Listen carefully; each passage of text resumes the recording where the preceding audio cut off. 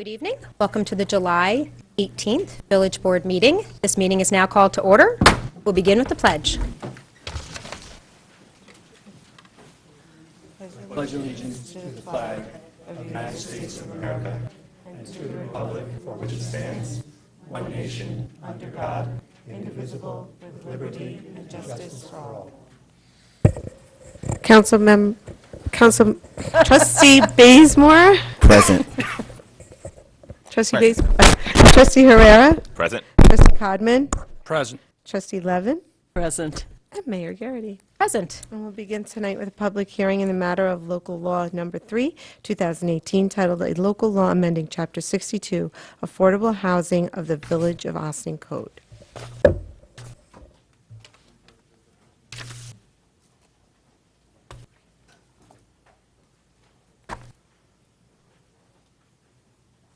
So I see we have folks that are still signing up, but maybe we could put the sign-in sheet onto the side so that folks can start their comments. Thank you very much.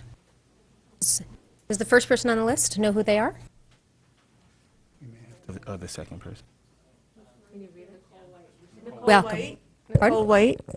Nicole Nicole White. Welcome.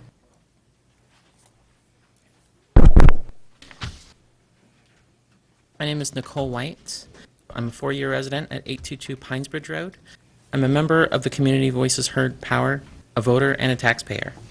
I ask that the Board of Trustees enact Local Law 3, a much-needed, though far from sufficient, step towards building a strong, stable Austining community. People who need affordable housing play critical roles in our community. They are our parents, they are our teachers, our friends, and our children. How can we just let them be pushed out of our community without fighting for them? A strong Austining is an Austining in which we fight to protect decent, affordable homes for all of our residents. As a transgender woman, this is an issue that means a lot to me personally.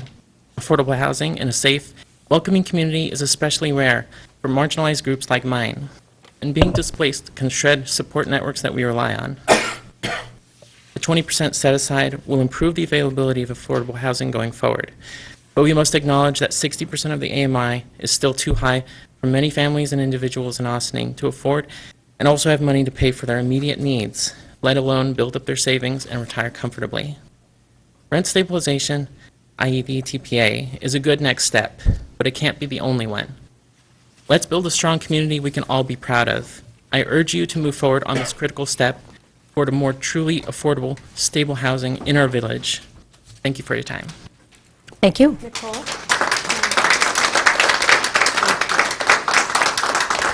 Lindsay Emawi?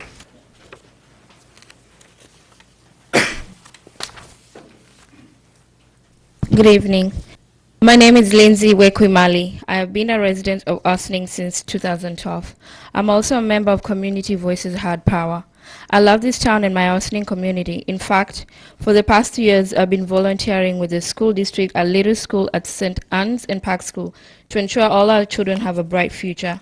I have personally felt the impact of rising housing costs and its impact on my family. I'm a divorced single mother of 3. My ex and I have to live in the same school district for the sake of our 3 beautiful, high honor roll students who attend the Austining public schools. Finding a stable, affordable home in this community has been a struggle. For 2 years, I had to live in a studio apartment with my 3 children. I had to sleep on the floor. It took me 4 years to get off the Section 8 wait list, and I only got bumped up because I'm on disability. But then it was impossible to find an apartment that accepted us.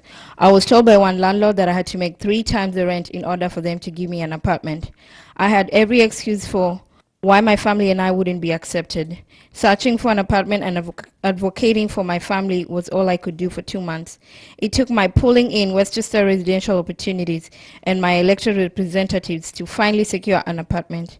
I'm here to speak on behalf of the thousands of moms and families who do not have a voice in our village. We want a strong, inclusive town. We are now here to divide renters from homeowners.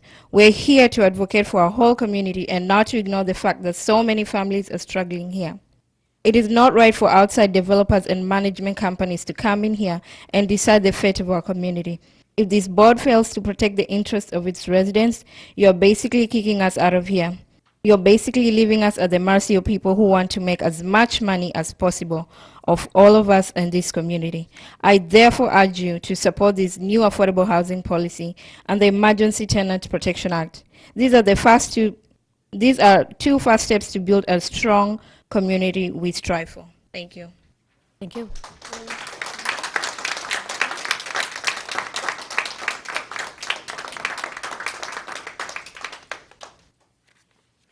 Maria Bello.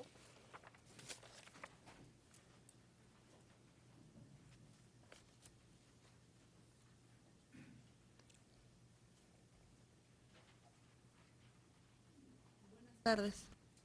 Good afternoon. Me llamo María Bello. My name is Maria Bayo. Tengo 4 hijos que estudian en las escuelas públicas de Ossining. I have 4 children who study in the public schools of Ossining.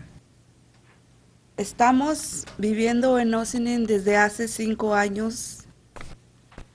We've been living in Ossining for 5 years. Pagamos nuestros taxes. Desde un principio We pay our taxes. hemos participado como voluntarias en recreaciones del centro comunitario, en la limpieza de nuestra comunidad.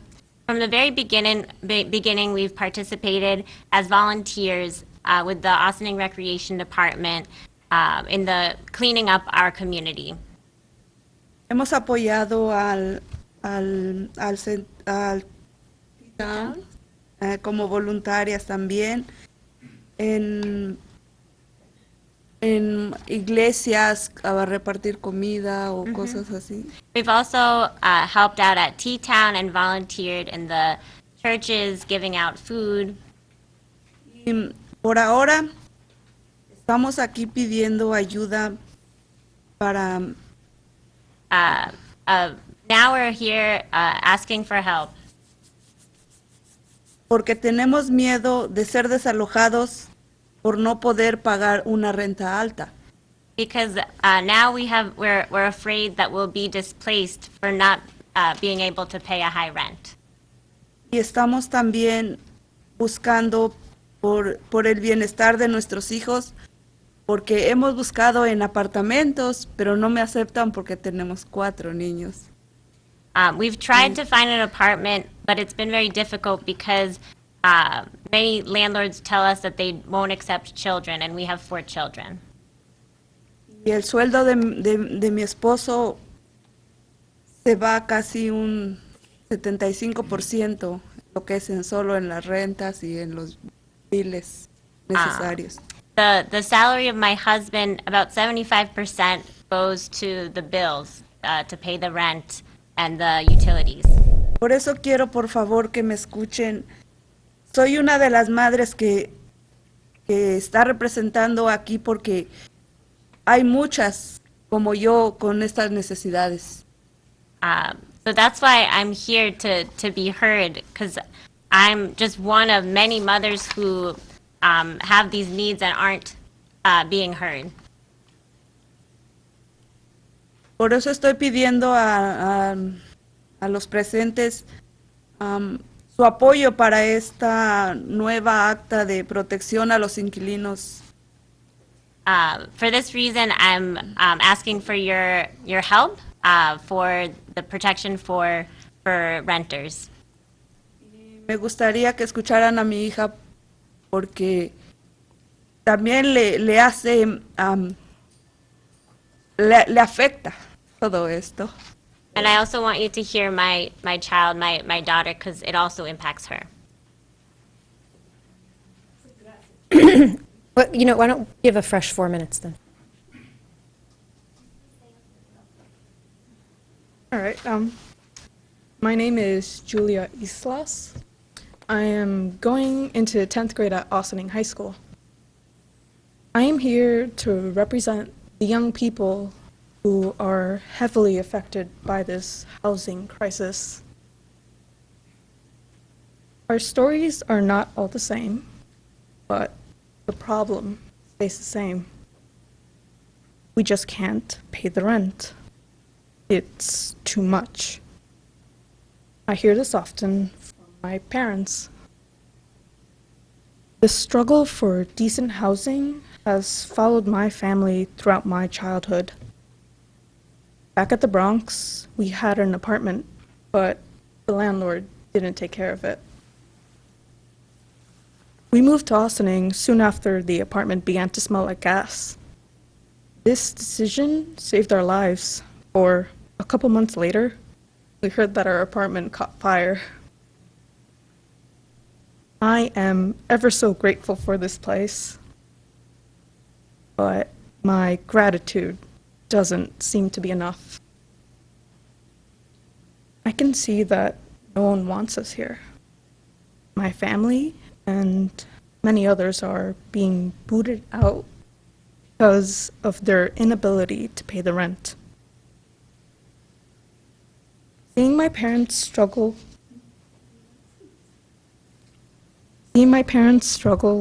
once more because of housing, it makes me angry. I wish I could do more. I wish this wouldn't happen to anyone. I don't want to move again.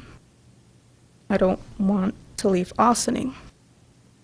But due to our money situation, we'll most likely have to. There's still hope, though. Austining can allow for more affordable housing with the new affordable housing policy and the Emergency Tenant Act. So let's make this community stronger and stop delaying on the urgent solutions that are needed for the families of Austining. And thank you for listening to us. Thank you.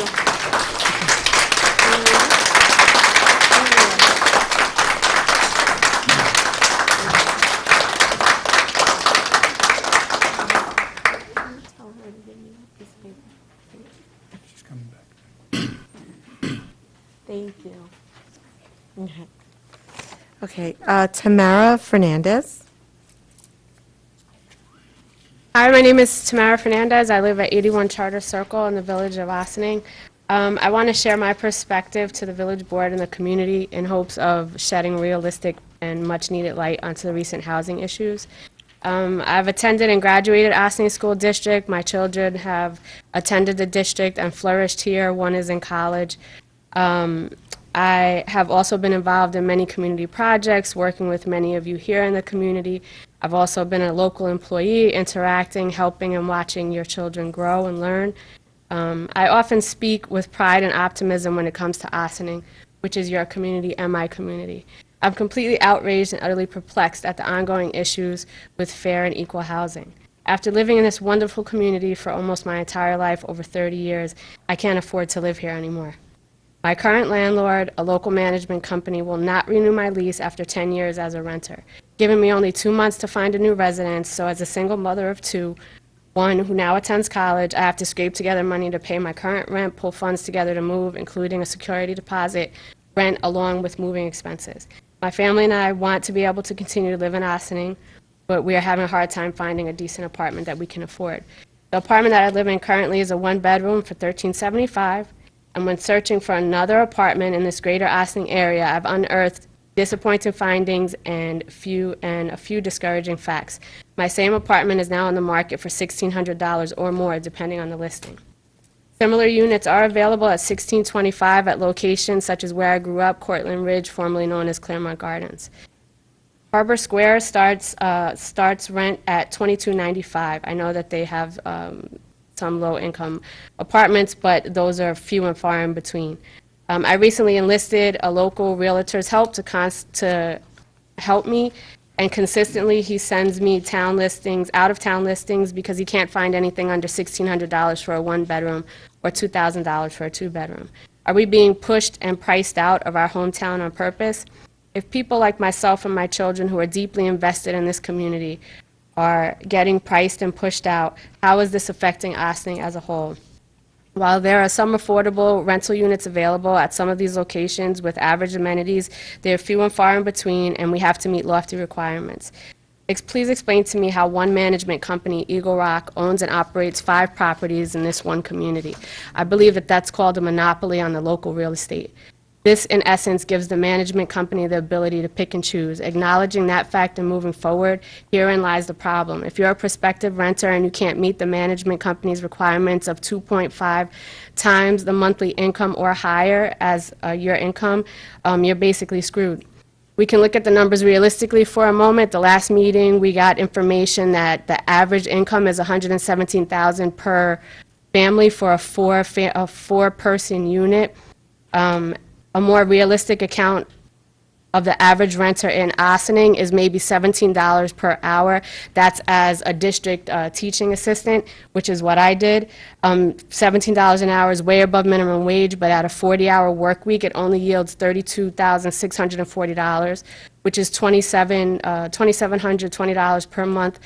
For a single mother of 2, such as myself with this income, it's nowhere near average income that was statistically stated for our area, nor the income needed as a prospective renter in Ossining. The required income for 1 bedroom at the lowest rental rate for a management company that has 5 multi-unit properties in our community is $49,500 per year. That's based on a $1,650 rental unit at 2.5 times the monthly rate requirement.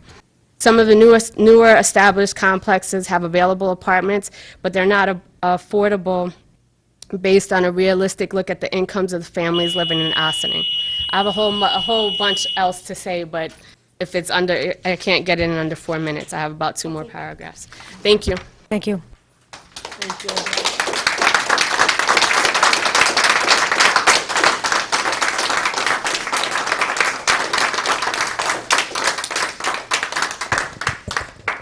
James Finger.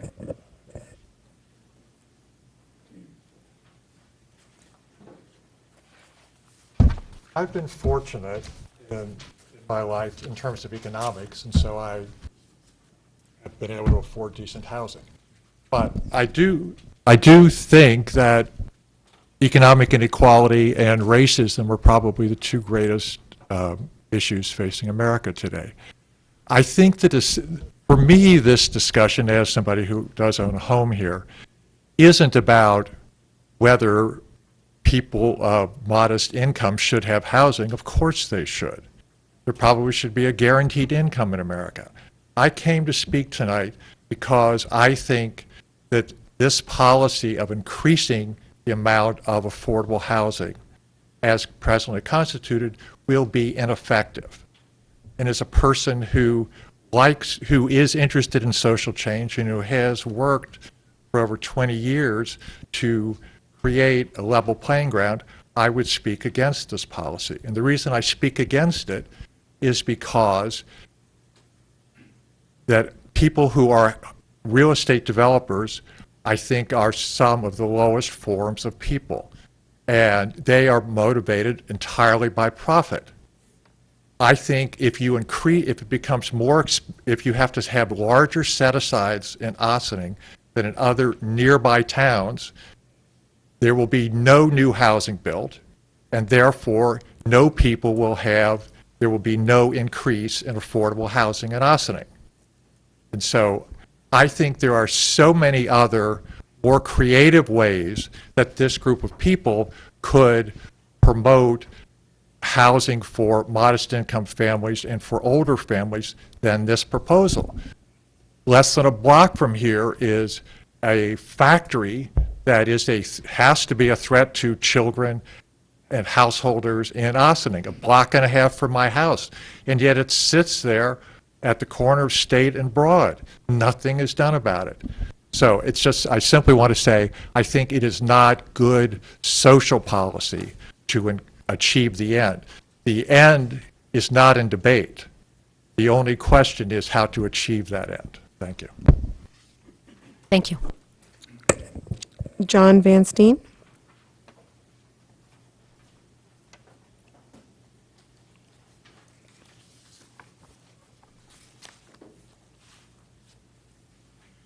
My name is John Van Steen. I'm at 78 South Highland Avenue here in Ossining. You've heard many heart-wrenching stories from Community Voices Heard of economic problems and problems associated with living in the most expensive county in the nation. And you as a village board are faced with the quandary of how best to deal with this. At previous meetings, you've been urged to take the counsel of your professional staff and land use boards, among others, before making a determination on Local Law 3. Last week, you had a very worthwhile and informative session with your land use boards in which you were faced with the dilemma of the ideal of affordable housing initiatives, as you stated them in Local Law 3, and the reality of the economic and legal implications involved in new property development, especially that of privately owned property. You have much more flexibility with your village-owned property, and this was brought to you at the meeting last week.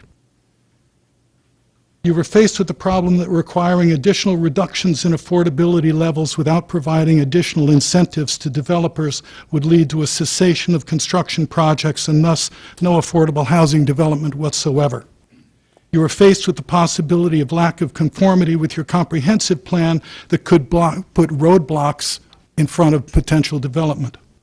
Norma Drummond of the Westchester County Planning Department stated in a letter that the lowering of the AMI from 80 to 70% on property to purchase would result in the inability of anyone to be able to qualify for mortgage financing for these properties, which would be of no benefit whatsoever to those seeking affordable housing. Yet, with all of these potential problems and with the legislation as drafted, there have been no revisions to Local Law 3. And the question is, why not? Because even at last week's meeting, it was acclaimed by most that changes were necessary to that code.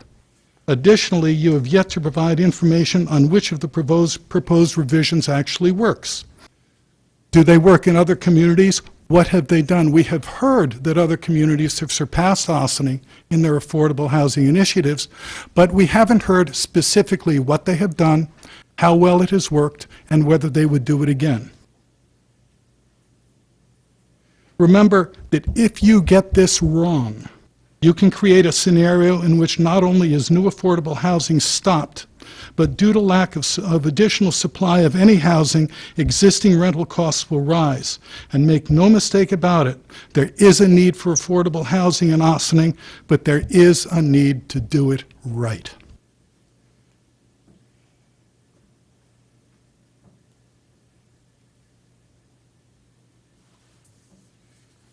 You should act in Ossining's best interests and in the best interests of those in Ossining for whom you would like to provide affordable housing by tabling the changes to Local Law 3 until such time as you've properly researched and objectively reported the benefits to our community of the legislation you propose. Thank you. Is there anyone here who wishes to address the board on this topic? On Local Law 3? On Local Law 3? We are right now in a public hearing for Local Law 3 regarding the proposed changes to the affordable housing policy. Anybody who'd like to speak on that, please join us.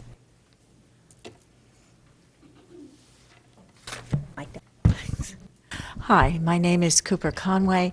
I am the priest in charge at 2 churches in Ossining, one in the village and one in the town outside. That would be Trinity Episcopal Church on South Highland and also St. Paul's Church on Ganong up in the town outside.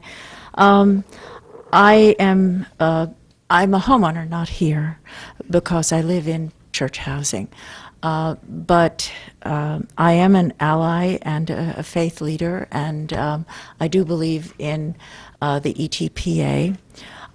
I think it's true, you know, that there may be some deterrent to building housing, maybe. That's what I hear from people who do that kind of thing.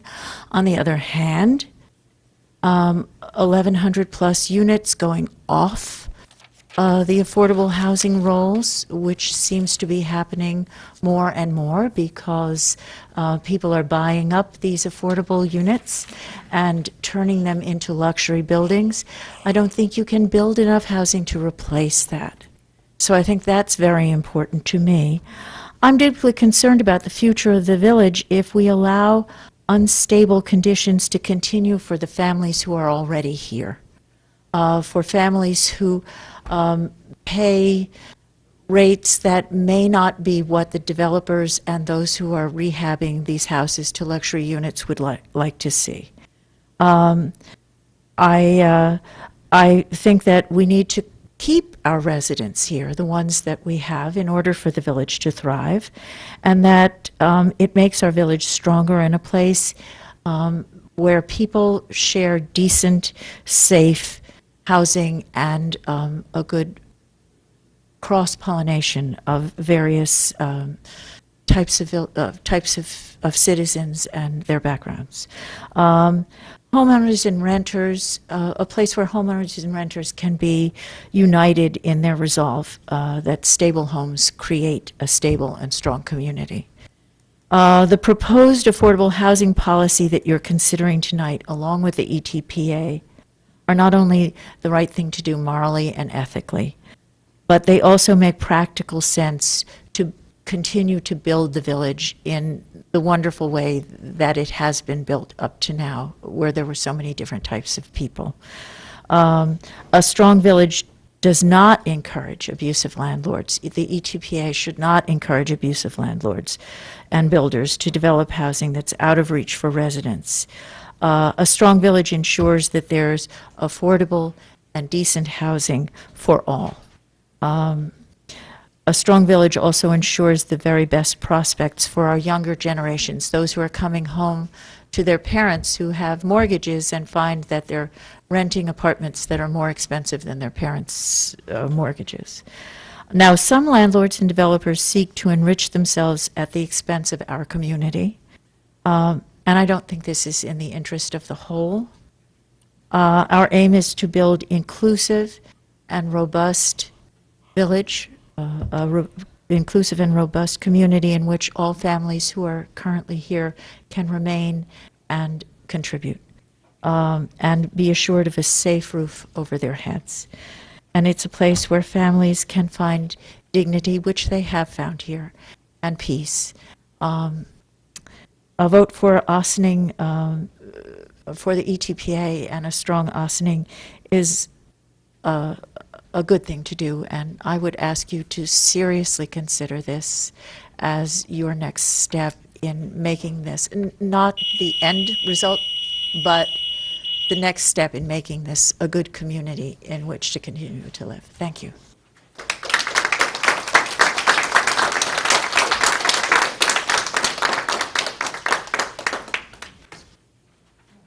Would anybody else like to speak regarding Local Law 3? Thank you.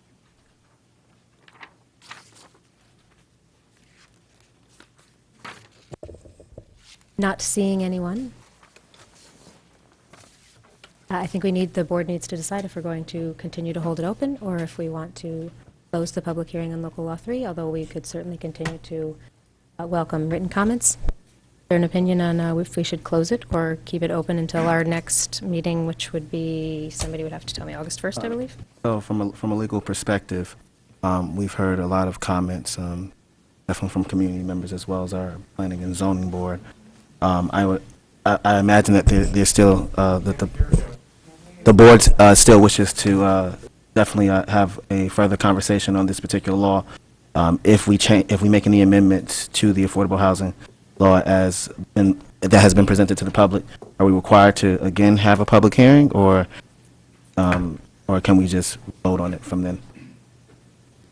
I would think that if the public hearing is on the proposed local law that is before the board now. If there's going to be significant or revisions based upon the joint session, I think you would want to have the public hearing again. So what you could do is you could either keep it open without scheduling a date for the next public hearing, or you could close it, but then you'd have to renotice it as a public hearing. My suggestion then is keep it open, but don't have it, at this point, you don't have to set the date for the next public hearing to have it there. Really?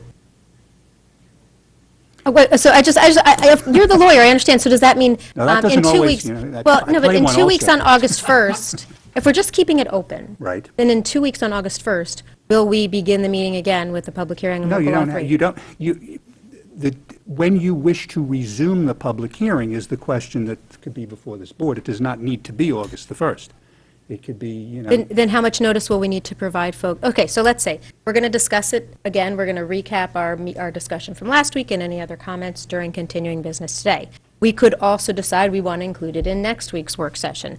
After next week's work session, if we want to make significant changes to the proposed local law, and then we only have 1 week before the August 1st meeting, we would not have noticed public hearing particularly to take place on August 1st. Are we going to have to give 2 weeks' notice when the next public hearing will take place anyway?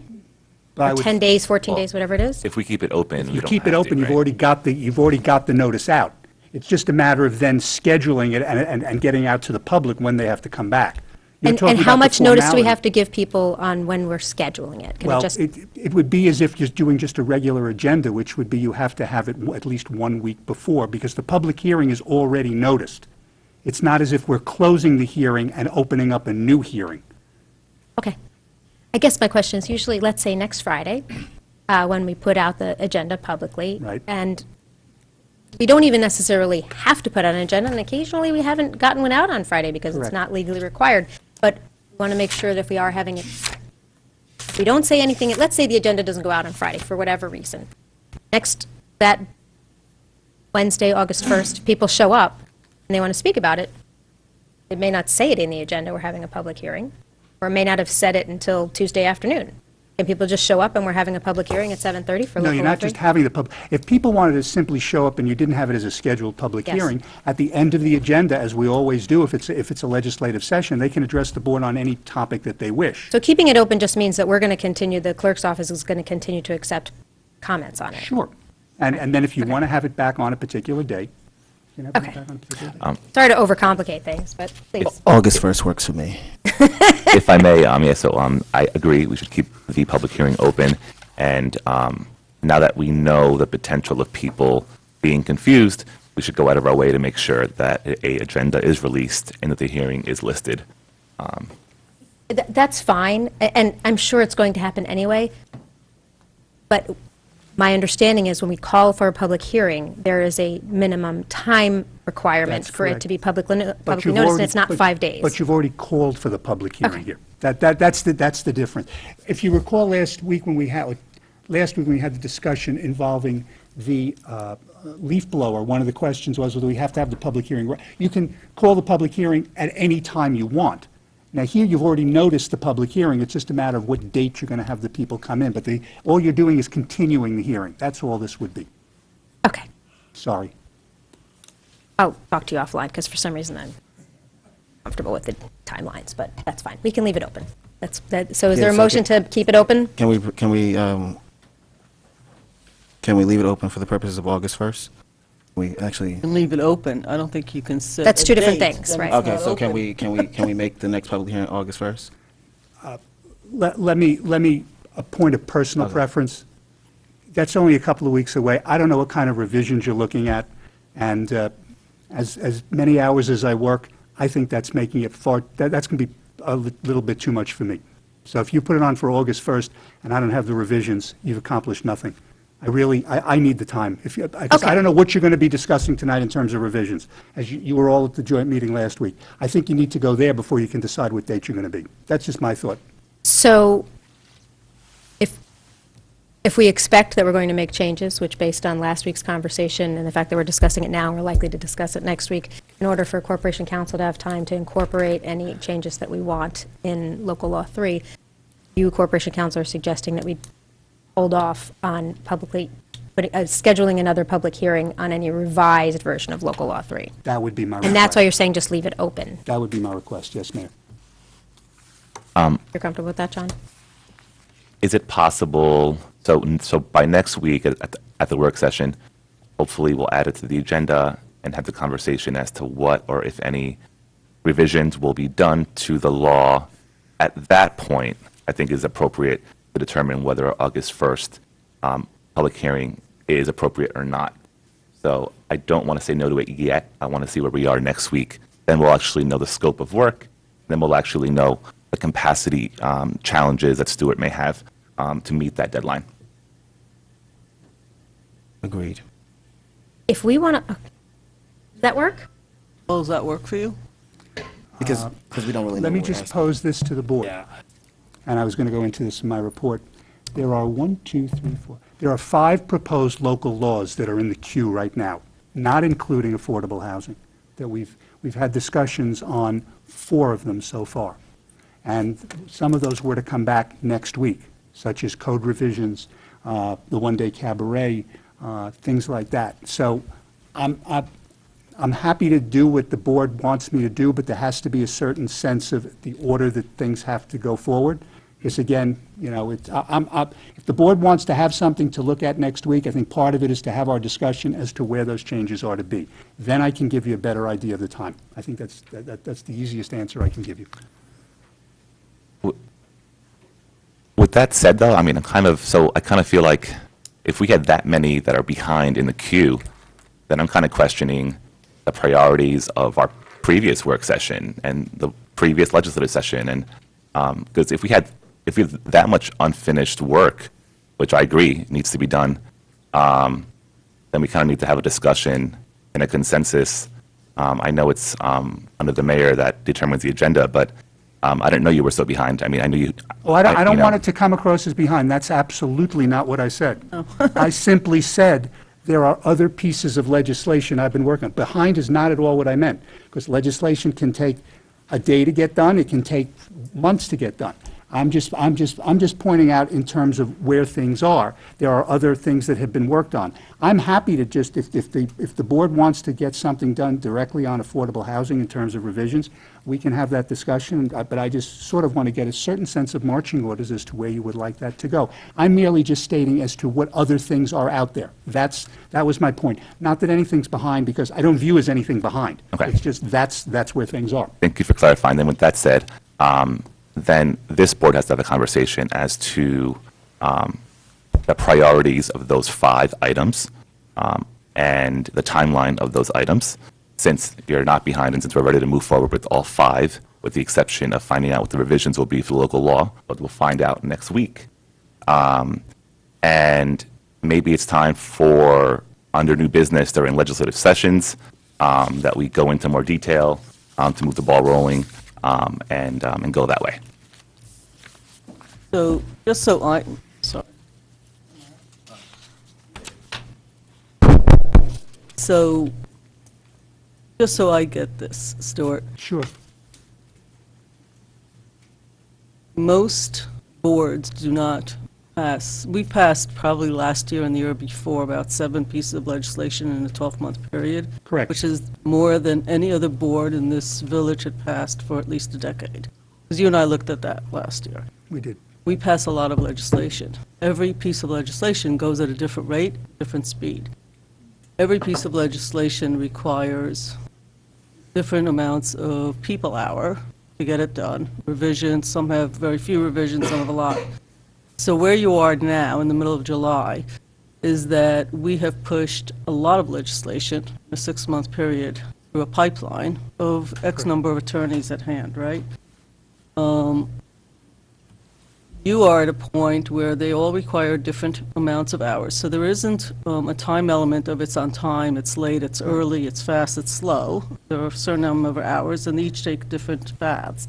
They must all be important, because we don't generally pass legislation unless it's something of value and importance. We don't just create laws willy-nilly. We do it because it's important to a small group or a large group.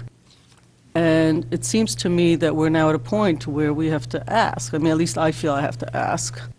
You're the best person to know how much time you need to get certain things done in the amount of hours you are supposed to work, right?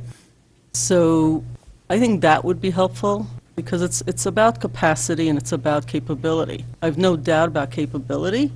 Capacity is a different issue. I'm not sure that whether I'm qualified to know how many, I used to say man hours, but I'm trying never to use that word again in my life, people hours it takes for a piece of legislation. So would it be possible for next week to have a sense on the XY axis of capacity and capability, what can be done, how much time you predict? Although if we give a lot of revisions, some legislation will take longer. You have to research, you have to think about it, you have to ask for expertise. You don't know that right now, and you may not know it next week, but can we get some sort of a work order that says this is how long I think it's going to take, or is that really impossible, No, given I the think scenario? As to the other matters, that can certainly be done.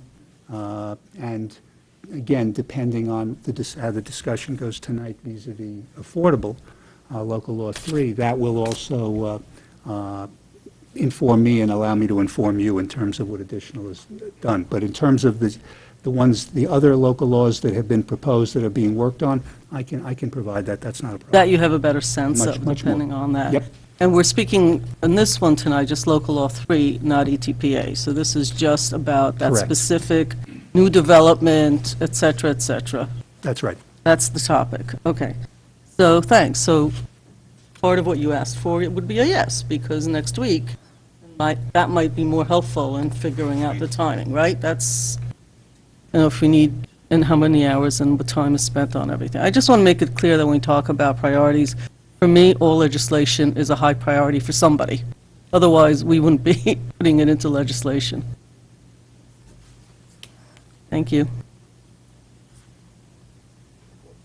Yes, please, Deputy Mayor Codman. So I know we're going to be discussing more of this in continuing business, I guess, later on, but I'm not into rushing this, and frankly, I want to get it right. I would defer to Stuart, but I also agree that we kind of understand, we need to have a better understanding of, what are the priorities of which pieces of legislation are more important than others, and I think as a group, we need to have that conversation next week at the work session, so we can decide, what we want to do. So I would propose, or I would move that we leave the hearing open, and we can have our discussion later on to talk about, obviously, the meeting that we had last week with the Planning and Zoning Boards, and that'll give Stuart some information to at least get started on potential revision of this legislation or consideration of it. Okay, so what I'm hearing from folks is at next week's work session, and Jamie, I'm looking at you because you keep ongoing list of the things we're including in our agenda, we will include a discussion of where we are with various pieces of legislation that have begun. We've looked at different drafts, we've talked about different terms, and Stuart will give us an expectation of what would be a next step and what would be a timeline for those, and we'll help decide how to prioritize those. And we're going to talk about affordable housing, Local Law 3, during continuing business today, and that will, as we said, be one of the agenda items next week as well. And at that time, we'll figure out when there will be another formal public hearing and when there may be a revised draft for the public to consider. Oh, well, it's a lengthy roundabout conversation, but moving on. Oh, we have to make a motion. Make a motion to keep it open? Keep it open. So moved. Second. All in favor? Aye. Aye. Okay, so we've kept Local Law 3 public hearing open indefinitely. Okay. We'll move into mayor's and trustees' announcements. Great, I think some folks did have some announcements to make. See, Deputy Mayor Codman? So tomorrow night is going to be a really beautiful evening here in Ossining. Thankfully, the weather turned, but tomorrow night is Thursday night, and that means we're going to have an organ groove at the Elks Lodge. And if you want to come out and hear an amazing Hammond B3 organ and a drummer and a guitarist, we're going to be set up in the parking lot of the Elks Lodge. And please come down, enjoy the great weather and some really fabulous music. On Saturday night, there is not going to be jazz at the lodge. There's going to be rock and roll at the lodge. And Martini Jones and the Dirty Shakers will be starting at 7:30. And there's going to be dancing, and it's going to be kind of a rainy kind of thing on Saturday. So being indoors might be a good thing. So I hope to have you come there and enjoy the music at the lodge tomorrow night and Saturday night. Thanks so much. Trustee Herrera? Thank you, Mayor Geary. So I just wanted to share that the Ossining Union Free School District has a summer lunch program. Sorry about that. I just wanted to share that the Ossining Union Free School District has a summer lunch program. It's free meals to school-aged children. It started on July 2nd, and it's going to go all the way through August 24th. This is a food service program that's going to be held from 10:30 a.m. to 1 o'clock at OHS Ossining High School and 12:30 to 1:30 p.m. at the Ossining Public Library. There's no charge for any children 18 and under. The Ossining schools are offering this program as part of a federal grant program through the Department of Agriculture. And the great part is that, there's no application, a registration, or income requirement. So if you know anyone 18 or younger who needs a meal during the summer, as we know, food insecurity and poverty is a reality in Ossining, which is why we had this program now in the village this summer. Please spread the word. And if there's anything that I can do or we can do to get the word out, let me know. On a lighter note, St. Augustine's Italian Festival officially kicks off tonight. They postponed yesterday due to the rain and thunderstorms, but it's a fundraiser for the parish, and it's going to be held until Sunday from 6 to 11 p.m. There are fireworks tonight that I'm sure Chief will touch on. I don't know the time, but that's it. It's food, games, casino, music, and rides. Can't beat it. Can't wait for my Zeppelis on Sunday, so it should be fun. And last announcement, Melita's Home Furnishings, which is at 125 Main Street, is having a pop-up shop called Girl Boss. It's going to be featuring women businesses in the downtown this Saturday from 10 to 5, so stop by if you can. Thank you. Anyone else? No, we're not. We're in public now. Oh, okay. Okay. Then I just have a couple of announcements. You're okay? No, I'm fine. I'm fine. All right. Wanted to let folks know. Every Tuesday at Village Hall from 10 a.m. to 12 noon, I hold open office hours. I've been doing that since I started as mayor, and I really enjoy that opportunity to hear from folks. They stop by. There's no appointment necessary. Just tell me something on your mind. But it occurred to me that not everyone's available on Tuesday mornings at 10 a.m. So I have taken open office hours on the road. I did one a couple of weeks ago, and I'll be doing one this Sunday. You can join me during brunch time. At Brothers Fish and Chips. You're not required to have brunch while you're there, although it is quite delicious. And I'll have a little table set up. Just stop by between 12 noon and 1:30 at Brothers Fish and Chips, and look forward to meeting some new folks Sunday afternoon. Also, this is our last legislative session before the Firefighters Parade, which is happening August 3rd. So mark your calendars. This Friday, August 3rd, is the Ossining Fire Department's annual parade. And what time does that start? Anybody know off the top of their head? It's in the evenings. It's but 6 o'clock. 6 o'clock, great. And I will put on my documentary and discussion series hat for a moment and invite everyone. Tomorrow evening, July 19th, that's Thursday, it begins at 6:30. As always, it's free to the public, is the Ossining Documentary and Discussion Series screening. The name of this film is Don't Tell Anyone, No Le Digas a Nadie. It is a story of immigration and sexual assault. It is a really powerful story with a very impressive and interesting panel. If you'd like to learn more, go to ossiningdocumentaries.org, and I look forward to seeing many of you there. Is there something that we forgot to announce? Okay. Alrighty then. Madam Clerk. We'll move into administrative reports. Village Manager Deborah McDonald. Thank you. I want to start with a road update because a lot of the roads have been completed, and it's exciting to drive on them and see them nicely paved and lined. Our Public Works Department they've completed Rockledge Avenue from Route 9 to Highland, Revolutionary Road from Rockledge South, about 200 feet.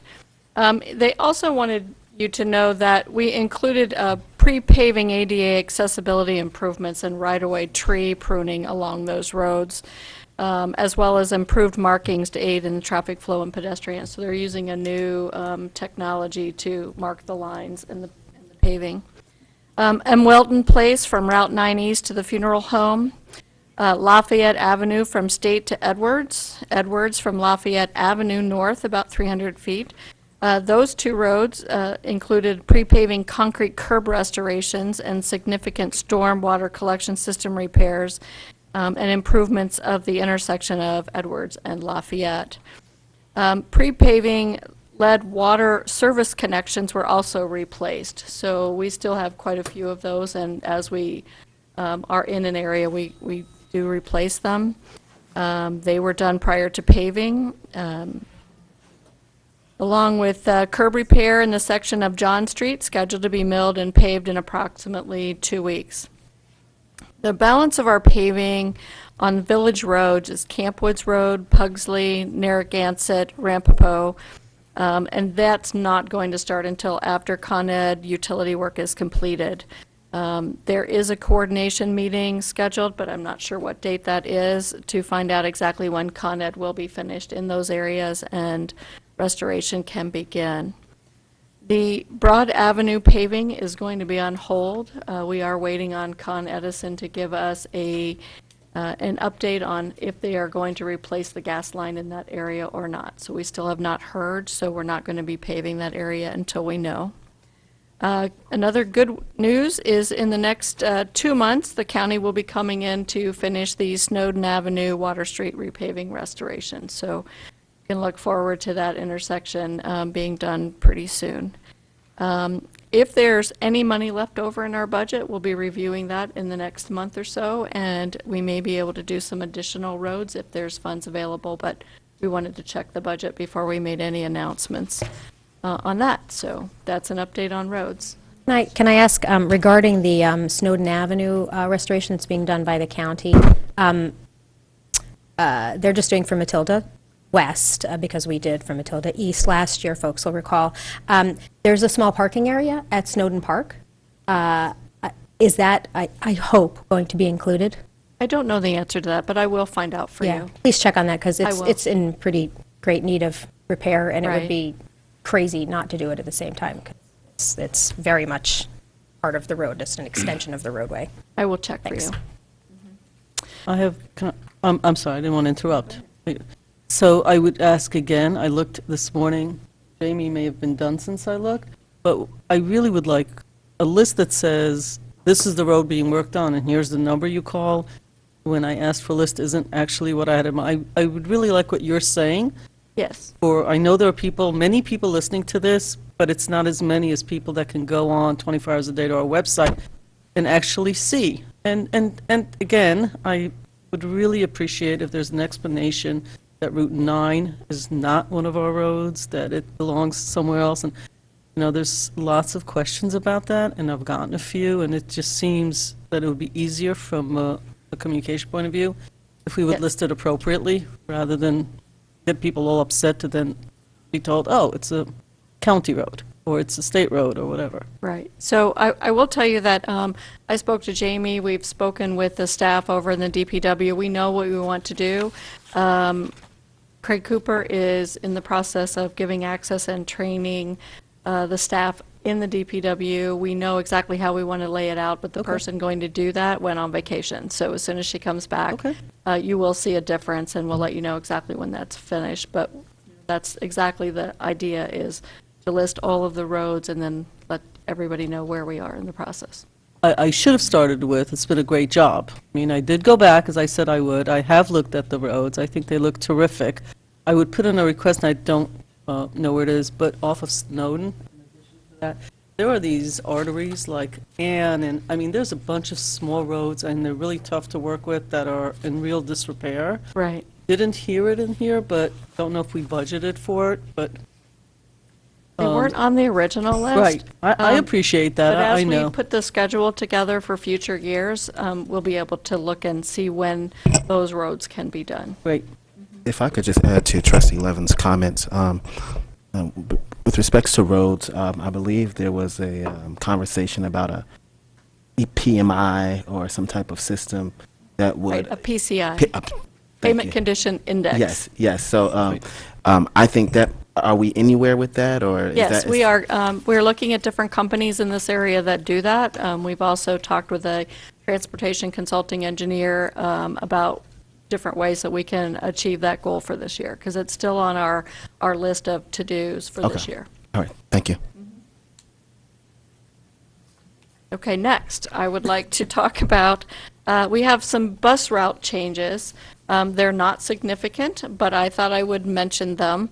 The B-Line folks have been doing an analysis of the different lines, looking at ridership and looking at some efficiencies for their system through our community. The eastbound Main Street, State Street for bus number 13 will be eliminated due to low ridership. So their counts show that no one's getting on or off the bus at that location, just that bus number, bus 13. Highland Avenue at Everett is going to be eliminated. There is a stop right around the corner, so it's not that far away for people. And Spring Street at Everett will be eliminated. It's close proximity to a previous stop. It conflicts with the school loading zone, and so they're removing that. But again, during the week, an average of 1 person getting off and 4 people getting off at that location. So there'll be other locations for them to get on and off. And the Spring Street, William Street will be eliminated, again, for low ridership. No one getting on during the week and 7 people getting off. So they're very minor. The way they will let the riders know who are currently using the system is there will be a notice posted on the ridership. I don't know what that's It's a post. called. Post, yeah. The schedule is. Yes, it's a physical post. Right. Next, I'd like to announce. I have a question, Oh, I'm sorry. please. So I just want to understand something. They monitor the number of riders. Yes. Our population has, gone up year to year, so there are more people. We talk about affordability. So transportation is also in the suburbs a big part of affordability. Commuters on the train, parking, public transportation. What I'm not hearing is what analysis have they done to add lines? So I get the reduction. Where is there any analysis that if they spend this much time doing their accounting, where is the piece that says we're going to maybe add because there are more people? I mean, we've added a lot of rentals, and even if they're high-end rentals, there are people that need to get to work. We have a lot of nursing homes with a lot of employees. We've got Phelps, a lot of the people who work at Phelps live in Ossining. So I get the reduction, and I'm happy that we're cutting budgets, but I'm not hearing an analysis that one would think would be done at the same time about what the needs are and how they might eliminate one but produce another. And that is sort of disappointing, actually. So is there any conversation, or did they just notify you? So the reason that they're eliminating them is because there is still access to those bus lines from other locations that are not significantly further away than the bus line that's being eliminated. We did not have a discussion about additional locations, but this is only one bus line. There are 3 different bus lines that come through here. One goes to Peekskill, one goes to White Plains. Yeah, so there's the 11 that goes to White Plains, the 14 that goes to White Plains, 14 that goes to Cortland Ridge, the 19 that goes to Mount Kisco, Tona area. Right. I don't know if I'm missing one. So It's quite a few. Yeah, and also the 13. Right. Question. I'm sorry. Were you done, Rika? Yeah. Okay. I do have a question. Did they ask you for input, or were they just? Yeah. Actually, this is the same question. No. So Well, no, it's a better question Yeah. than mine. Okay. I was thinking, why Yeah, wouldn't you so- get the whole thing? But you're being Yeah. more So, pointed about did it. they ask you for input? Because I'm just thinking. Now I kind of feel bad that I no longer work in White Plains, because the 13 bus at Everett in North Highland Okay. is a crucial spot, because if I'm not mistaken, the next bus that you can, I think it's Whaler and North Highland, and then I think you have to, maybe there might be a bus stop, like before James is, no, I don't think so.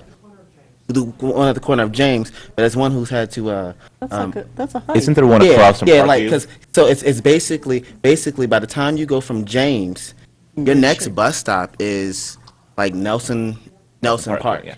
And from now I don't know what they mean as far as long distance, but when you're trying to run for the bus, that Everett bus stop saves lives and makes people get to work on time. So I don't know if we had local input or not, or if it was just like, hey, this is the done deal, there's no ridership, because that would be one. And if I still lived on Spring and William, I'd be like, why are you taking my bus stop? I need that. Maybe you were the data that was keeping it there as long as it was. Yes. You were the one getting on in the morning, and one of 4 getting off at night. I will tell you that they came to us to tell us what they were going to be doing with their system. Okay. So we did not really have input into ridership changes, Okay. but I'm happy to reach out to them. I know that the county has a transportation advisory committee, and I can get in touch with them and talk to them. And I can actually get the numbers and the ridership numbers for our community from the agency, Okay. so that we can take a better look at that. But it really was just driven from their From the angle? Okay. trying to be a little more efficient. Yeah, and I appreciate you just making the announcement, because I know it was something that just came to you, and you let us know Right. that people might be concerned that this just suddenly happened and we weren't part of the decision-making. But, you know, the county, the Beeline Bus folks did send people to be part of the discussion that we had with the town last year when we were exploring a transportation grant for one of there was a whole day-long workshop with the Bloomberg philanthropic group.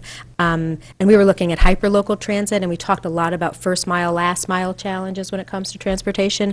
And one of the things that came to our attention then is, you know, a lot of buses have bike racks on them.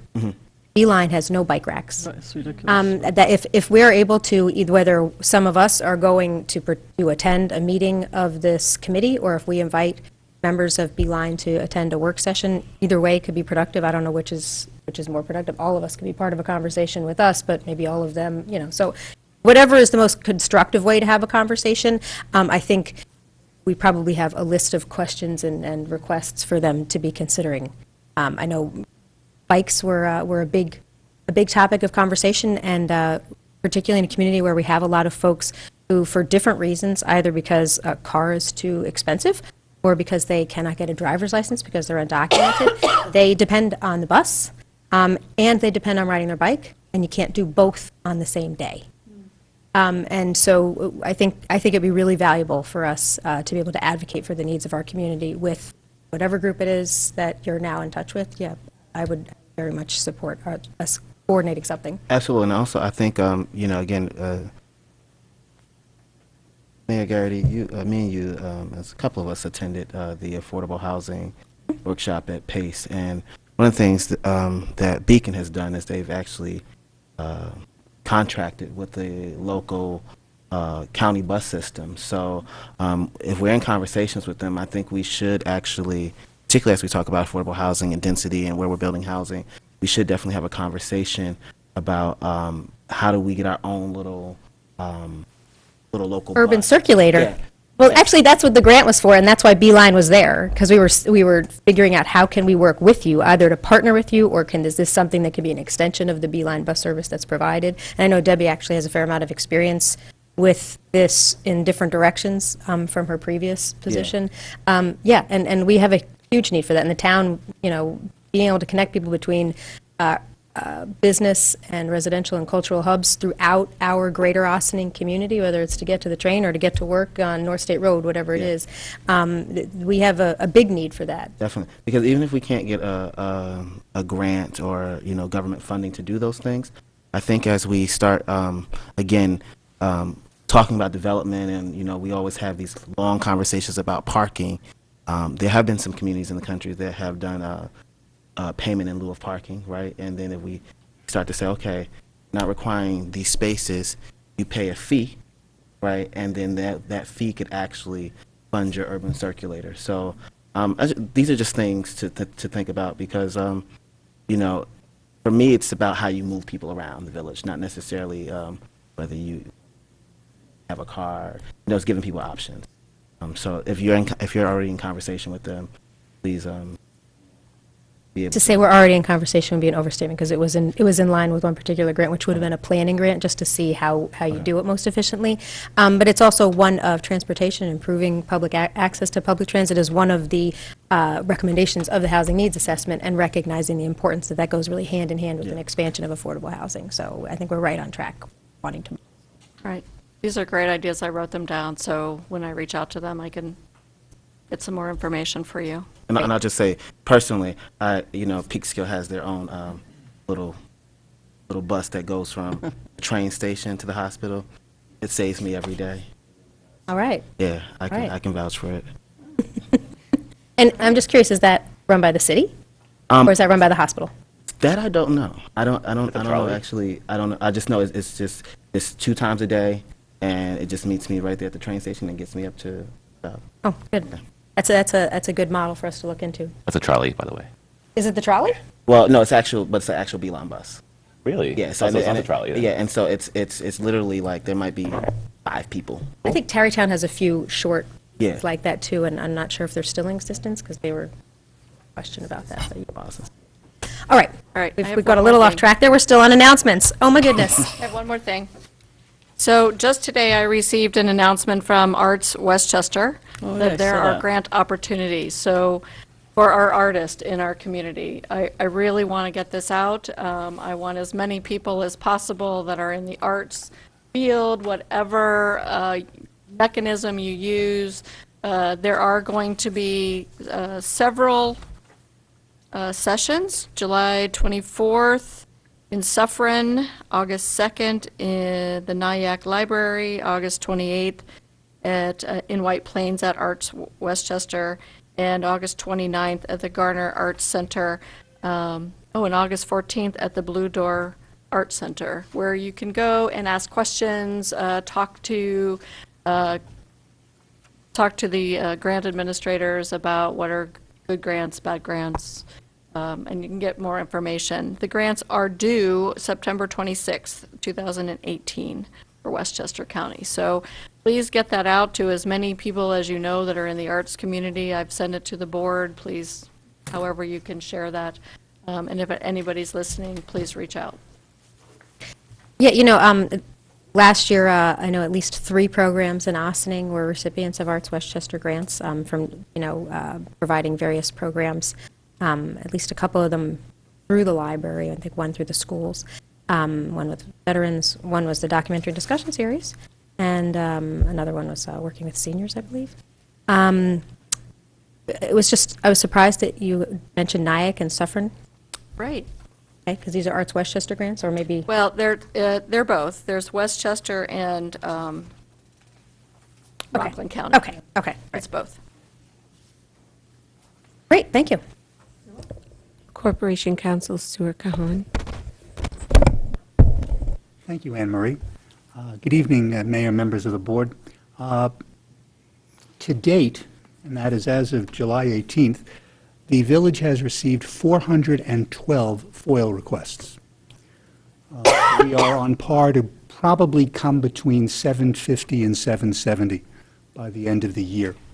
80% of those FOIL requests are generally for building department records, certificates of occupancy, permits, violations, and what I'd like to say is kudos to the building department because the staff, Lori, Joan, Karen, Lyle, they tend to turn most of these around the same day.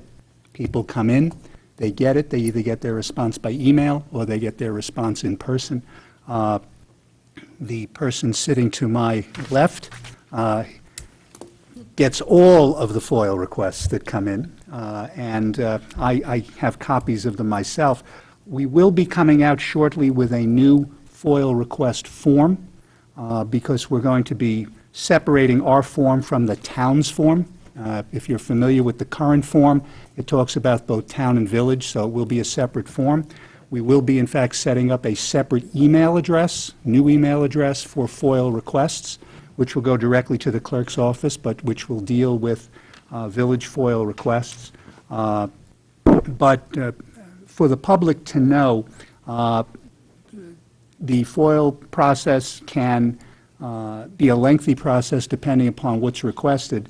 The police department has their own great way of responding to their FOIL requests. They have their own FOIL email address for FOILs, and they respond very quickly.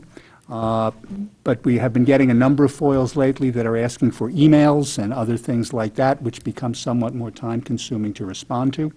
But again, as I said, we are already up to 412.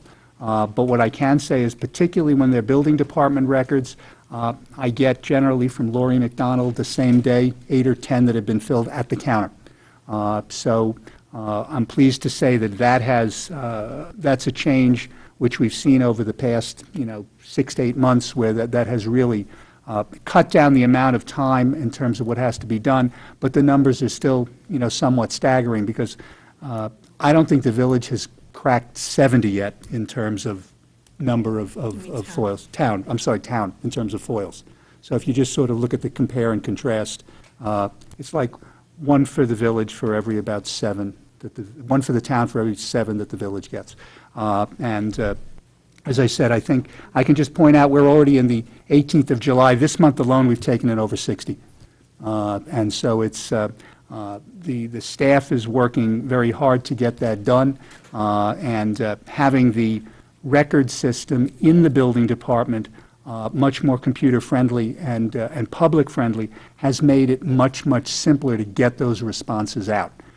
So we're able to turn it around much quicker, and to the extent that other departments have to get involved as well, they're doing a fine job. I just want folks to know that it's not just 1 or 2 that comes in.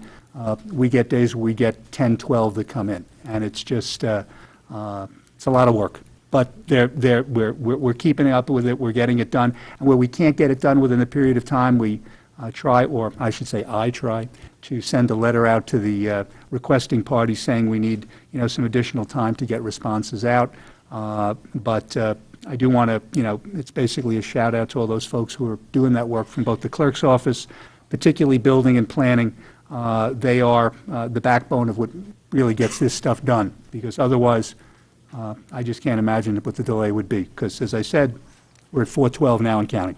Thanks. Well, thank you very much for that update, and particularly thank you for the major update that we did to the building files, the building department files, which has been a huge reason for the rapid turnaround and the improvement that we've seen on that front. And I know that particularly the real estate industry and property owners very much appreciate that improvement. So that's something that has long been of concern to folks in that industry. Thank you very much. Sure. Police Chief Kevin Sylvester. Good evening. So when we're not doing foils, it's been a busy season for us. Just to be clear, to clarify one thing Stuart said, we do not have a public email address for FOIL. Everything still has to go through the clerk. What he's referring to is that we've created an internal mechanism so that any FOIL request that comes from the clerk's office will go to series of people on our team that fill FOIL requests for all the different things. So we use a clerk, we have a sergeant, we have a lieutenant, we have my assistant and myself. So we'll all get those, that in the event that anybody is out of the office or in training or on vacation, FOIL requests are always filled in a timely fashion. So we don't want anybody sending FOILs directly to us. We need them to go through the clerk, but it helps us to stay on top of our game. Thank you. So busy season. Let's see. It's the summertime, and summertime's for the kids in the community. So here's what we've been up to over the last couple of weeks. June 28th, we held yet another Coffee with a Cop, that one at Briar Bagels. On July 1st, our triathlon team went down to New York City and competed there. AJ DeCruz finished his first Olympic distance triathlon, so we're proud of him for that. Employee wellness is something that we're pushing, and we're looking at some more formal policies for that. But that's an officer who's benefited from village programs for employee wellness to compete in long-distance racing, which is really great. July 3rd, not only with our fireworks, that everything went really great there, and we're happy with that, but one of the things a lot of people may not have noticed, we started a new program there. We did Cops and Kids Arts and Crafts. We completed 85 projects with children in the community, and that's part of the Ossining Basics program, so there were some literacy aspects to that, and we did that together with some of the teachers from Brookside School. On July 5th, we went into another Movies in the Park with about 200 attendees in Nelson Park. We watched Coco. On July 8th, we did a car seat event, which was a great spin on this. Officer Hershowitz and all of her events that she plans, constantly trying to improve things. We added Touch a Truck, which is a fantastic way of bribing people to bring their children down and have their car seats inspected. We worked together with the DPW, OVAC, the fire department, and the school district, and we bring in vehicles that are exciting to children, an excavator, a dump truck, a fire truck, an ambulance, a school bus, police cars, the SWAT truck. And while the kids are able to play on the equipment and check out some of our really cool stuff, parents are able to get some time in for car seats. So in the past, an average event would bring in about 7 car seats. We did 35 that day. So with a little assistance from the Mount Pleasant Police Department and Buchanan, oftentimes in Westchester County, we loan out officers to different municipalities so that we have enough installers on hand to get through all of the residents that show up. So we're grateful for their assistance, and we look forward to working in those jurisdictions to help them do the same. On July 13th, we did have a surprise block party on Broad Avenue, which was really exciting. We had a good attendance there, and most importantly, I want to thank our sponsors for that one. So Seatown Supermarket, Village Marketplace here on Spring Street, Mana Food Center, the Fun Zone, and DJ Johnny G, who just about everything we had there was donated, and those folks really went out of their way to make sure that we could have a great event. And based on the smiles coming out of the Bounce House, it looks like we were successful in that one. We have one more, we have a lot of events still coming up. We're shifting some things around based on park usage and stuff like that to make sure that residents get first crack at everything, but we should have at least 2 more movies, at least 2 more Cops and Kids sports. We may have some sort of secret literacy thing going on tomorrow afternoon, but we'll tell people about that on Twitter and Facebook. August 4th, right now we're working on, and we're still a little bit in early stages, but we're going to start moving fast on this. We're working with Project 105 to try and form a 3-on-3 basketball tournament in Nelson Park to give the kids something else to do. That's a really great thing, and hopefully that in conjunction with My Brother's Keeper, another program that I've stepped into. So that's all of our community outreach stuff. One of our coolest things, and this is a little bit early on this, but we formed an exploratory committee. Our department is looking to get a dog. Not a canine unit, but we found that a lot of departments across the country have taken on therapy dogs, and they utilize them for the betterment not only of the employees, but also victims when they come in, and in certain cases even suspects. But therapy dogs in the police department would be an animal that would live here with us, and you know, it's sort of an evolution of what we've done with animals that have come in off the street for years. The cops have asked if we could just keep this one when dogs get loose. Finally, we may say yes. This program comes inspired by a local dog trainer who actually approached us and has offered to donate all of the services in order to train the dog and help select the dog. So we're really excited for this as an opportunity. So right now it's still in its early stages. We're going to be we're working on developing policy and determining what costs, if any, aside from the training, may be necessary. But look for that. It should be a lot of fun. Thank you. Thank you. Organization announcements? Is there anyone from the public who has a program happening with your organization that you'd like to make a 2-minute announcement? Yes, please join us again, Ms. Fernandez. So I just want to piggyback on what Sylvester added to your list of things that are going on. So it's NU Builds is going to be in collaboration with the Ossining Police Department. That's part of Project 105. He's going to do the basketball tournament.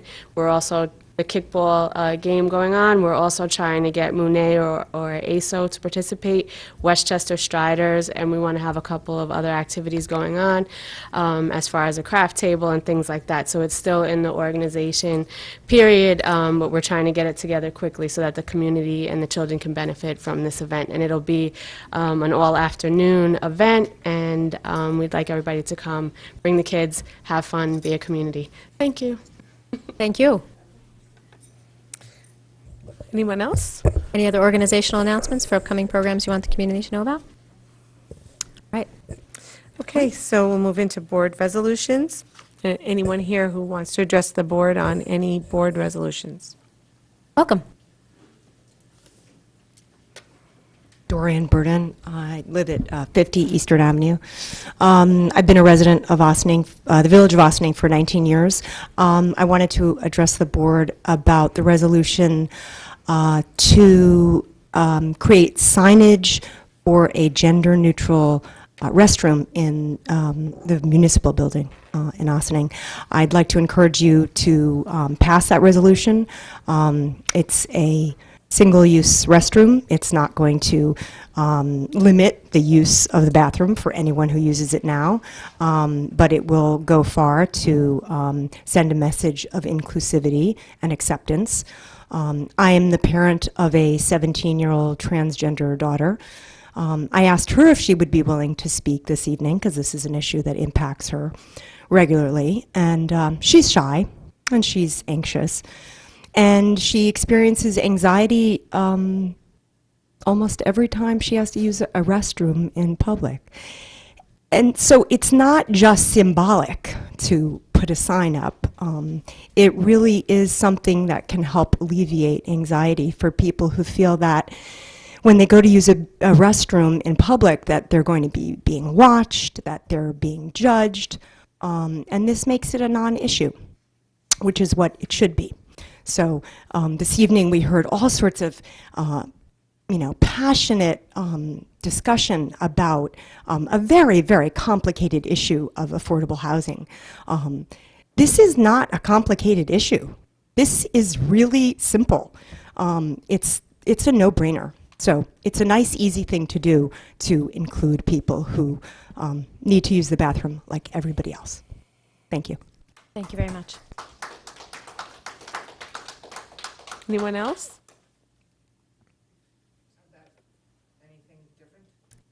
At the end of the meeting, we have visitor recognition. If people would like to speak on any topic of interest to the community, right now it's recognition if you would like to speak about any of the resolutions that are on tonight's agenda. Okay. Madam Clerk. So Thank you, Ms. we'll move Burton. into the village board resolutions, approval of minutes, June 27, 2018. Resolved that the Board of Trustees of the Village of Ossining hereby approves the minutes of the June 27th special meeting as presented. Do I have a motion? So moved. Second. Comments on the board? Why do you have that look on your face? Do you need to comment? What? Trying to figure out if I was here. But I guess I was here. June 27th special meeting. The June 27th special meeting was the very beginning of our last work session, I believe. We that went into a special coincides, meeting does Okay. to just vote on one or two agenda items. Is that correct? And I'm not remembering it there right now. I have him there. Yes, Madam Clerk, could you please remind I us? have him there. I have. Oh, you have him Okay, there. okay, Oh, okay, okay. okay. Yes. Okay. So you can vote. You already. Madam Clerk. All those in favor? Aye. Opposed? Letter B, approval of minutes July 11, 2018. Resolved that the Board of Trustees of the Village of Ossining hereby approves the minutes of the July 11th special meeting as presented. Do I have a motion? So moved. This was the meeting in the library Yes. right before we did the environmental discussion. We had a brief legislative session. Second. Madam Clerk? All those in favor? Aye. Opposed? Letter C, approval of voucher detail, July 18, 2018. Resolved that the Board of Trustees of the Village of Ossining hereby approves a voucher detail report dated July 18, 2018, in the amount of $506,000, $506,186.03. Do I have a motion? So moved. Second. It's on the board. Madam Clerk? All those in favor? Aye. Opposed? DPW New York State Snow and Ice Agreement. Resolved that the Board of Trustees of the Village of Ossining hereby authorizes the village manager to execute an agreement to extend the indexed lump sum municipal snow and ice agreement with the New York State Department of Transportation, Route 85 Route 100, Katona, New York, for a period of 1 year to expire on June 30th, 2019, unless further extended. Do I have a motion? So moved. Comments on the board? Madam Clerk? All those in favor? Aye. Opposed? Letter E, DPW New York State Snow and Ice Agreement Amendment B to the 2017-2018. Resolved that the village manager is hereby authorized to execute Amendment B to the 2017-2018 Index Lump Sum Snow and Ice Agreement with New York State Contract Number D009784 to increase total state reimbursement to the village for the 2017-2018 winter season from the original estimate of $24,653 to $48,854.29, an increase of $24,253.76. Do I have a motion? So moved. Second. Comments on the board? Madam Clerk? All those in favor? Aye. Opposed? Resolution authorizing the village manager to sign an agreement with Admiral Conservation Services II Incorporated for leak detection survey services. Resolved that the village manager is authorized to sign an agreement with Admiral Conservation Services II Incorporated, P.O. Box 448, Georgetown, Connecticut, 06829, to provide leak detection survey services for approximately 44 miles of the village's water system. Said agreement subject to review by the Corporation Council, and be it further resolved that the cost of the services as detailed in the agreement dated June 26, 2018 is as follows. A, no more than 8 on-site acoustic leak detection via correlation and microphone services visits up to 7 hours in duration during the hours of 8:30 a.m. to 6:40 p.m., Monday through Friday, for a total cost not to exceed $15,000. B, on-site leak detection and correlation services conducted by Admiral Conservation Services between the hours of 4:30 p.m. and 10:30 p.m., Monday through Friday, to be billed at a flat rate of $2,650 per visit. And C, on-site leak detection and correlation services conducted by Admiral Conservation Services between the hours of 10:30 p.m. and 7:30 a.m., or on Saturdays, Sundays, to be billed at a flat rate of $3,500 per visit. Do I have a motion? So moved. Second. Second. Comments on the board? Madam Clerk? All those in favor? Aye. Opposed? Letter G, Fire Department appointment, Austin Steamer Company Number 1. Resolved that upon the recommendation of the Fire Chief, Nicholas Abreu, Austin, New York, was elected an active member of Austin Steamer Company Number 1 for interior firefighting at their regular meeting. Do I have a motion? So moved. Second. Comments on the board? Madam Clerk? All those in favor? Aye. Opposed? Letter H, resolution authorizing and endorsing an application by the Village of Ossining to the New York State Office of Parks, Recreation, and Historic Preservation for funding under the Environmental Protection Fund Grants Program for Parks Preservation and Heritage. Whereas the Board of Trustees of the Village of Ossining desires to apply for up to $500,000 in financial assistance through the 2018 Consolidated Funding Application, CFA, under the Environmental Protection Fund Grants Program for Parks Preservation and Heritage. And whereas the application proposes funding to assist with stabilization of the vacant structure at 200 Main Street in the Village of Ossining, 200 Main Street, through the removal of contaminants which will prepare the structure for further historic restoration efforts. And whereas the publicly owned structure at 200 Main Street, constructed in 1908 and formerly home to the Ossining Bank for Savings, is contributing building in both the downtown Ossining National Register Historic District and the downtown Ossining Local Historic District. And whereas the restoration of 200 Main Street is called for in the village's downtown redevelopment Working Committee 2017 report,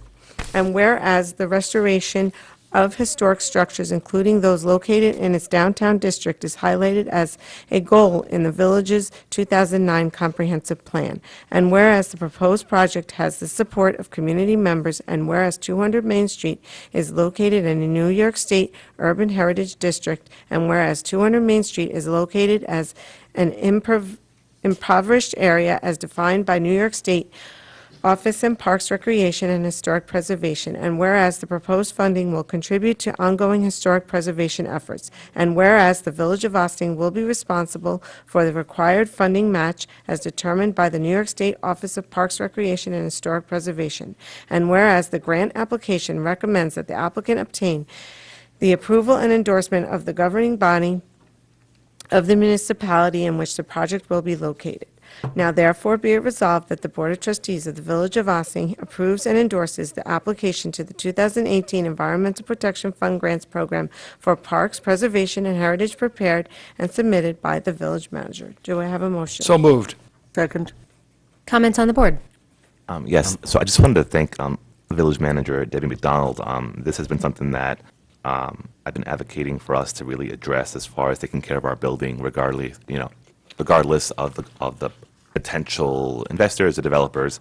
And you have so far still in the process of addressing the leakage in our roof. It's done. Oh, great. Okay.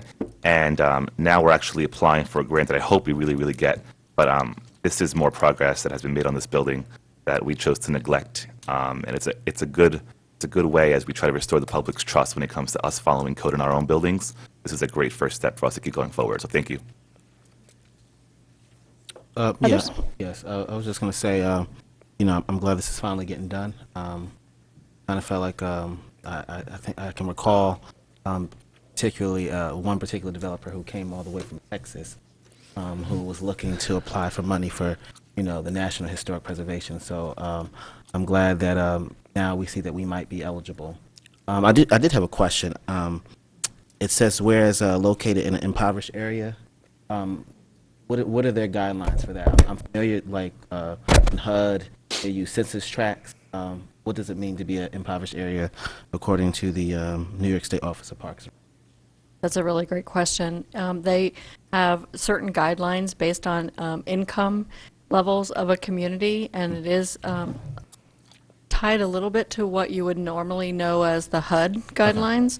However, our formula for our community puts us 1 percentage point into the impoverished area qualification, which is actually good news for us when it comes to getting grant monies to help our community improve.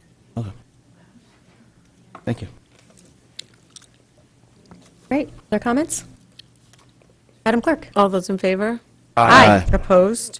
Letter I, resolution authorizing and endorsing an application by the Village of Ossining to the New York State Office of Community Renewal for funding under the New York State Main Street Program. Whereas the Board of Trustees of the Village of Ossining desires to apply for up to $500,000 in financial assistance through the 2018 Consolidated Funding Application, CFA, under the New York Main Street Program.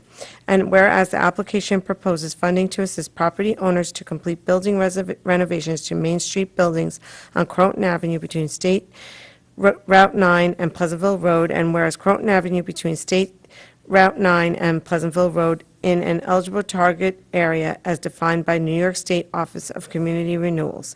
And whereas the proposed funding will contribute to ongoing community revitalization efforts, and whereas the proposed project has the support of community members, and whereas the Village of Ossining will award up to the allowable matching grant to participating property owners as determined by the New York State Office of Community Renewal, and whereas the grant application requires that the applicant obtain approval and endorsement of the governing body of the municipality in which the project will be located. Now therefore be it resolved that the Board of Trustees of the Village of Ossining approves and endorses the application to the 2018 New York Main Street Program prepared and submitted by the village manager. Do I have a motion? So moved. Second.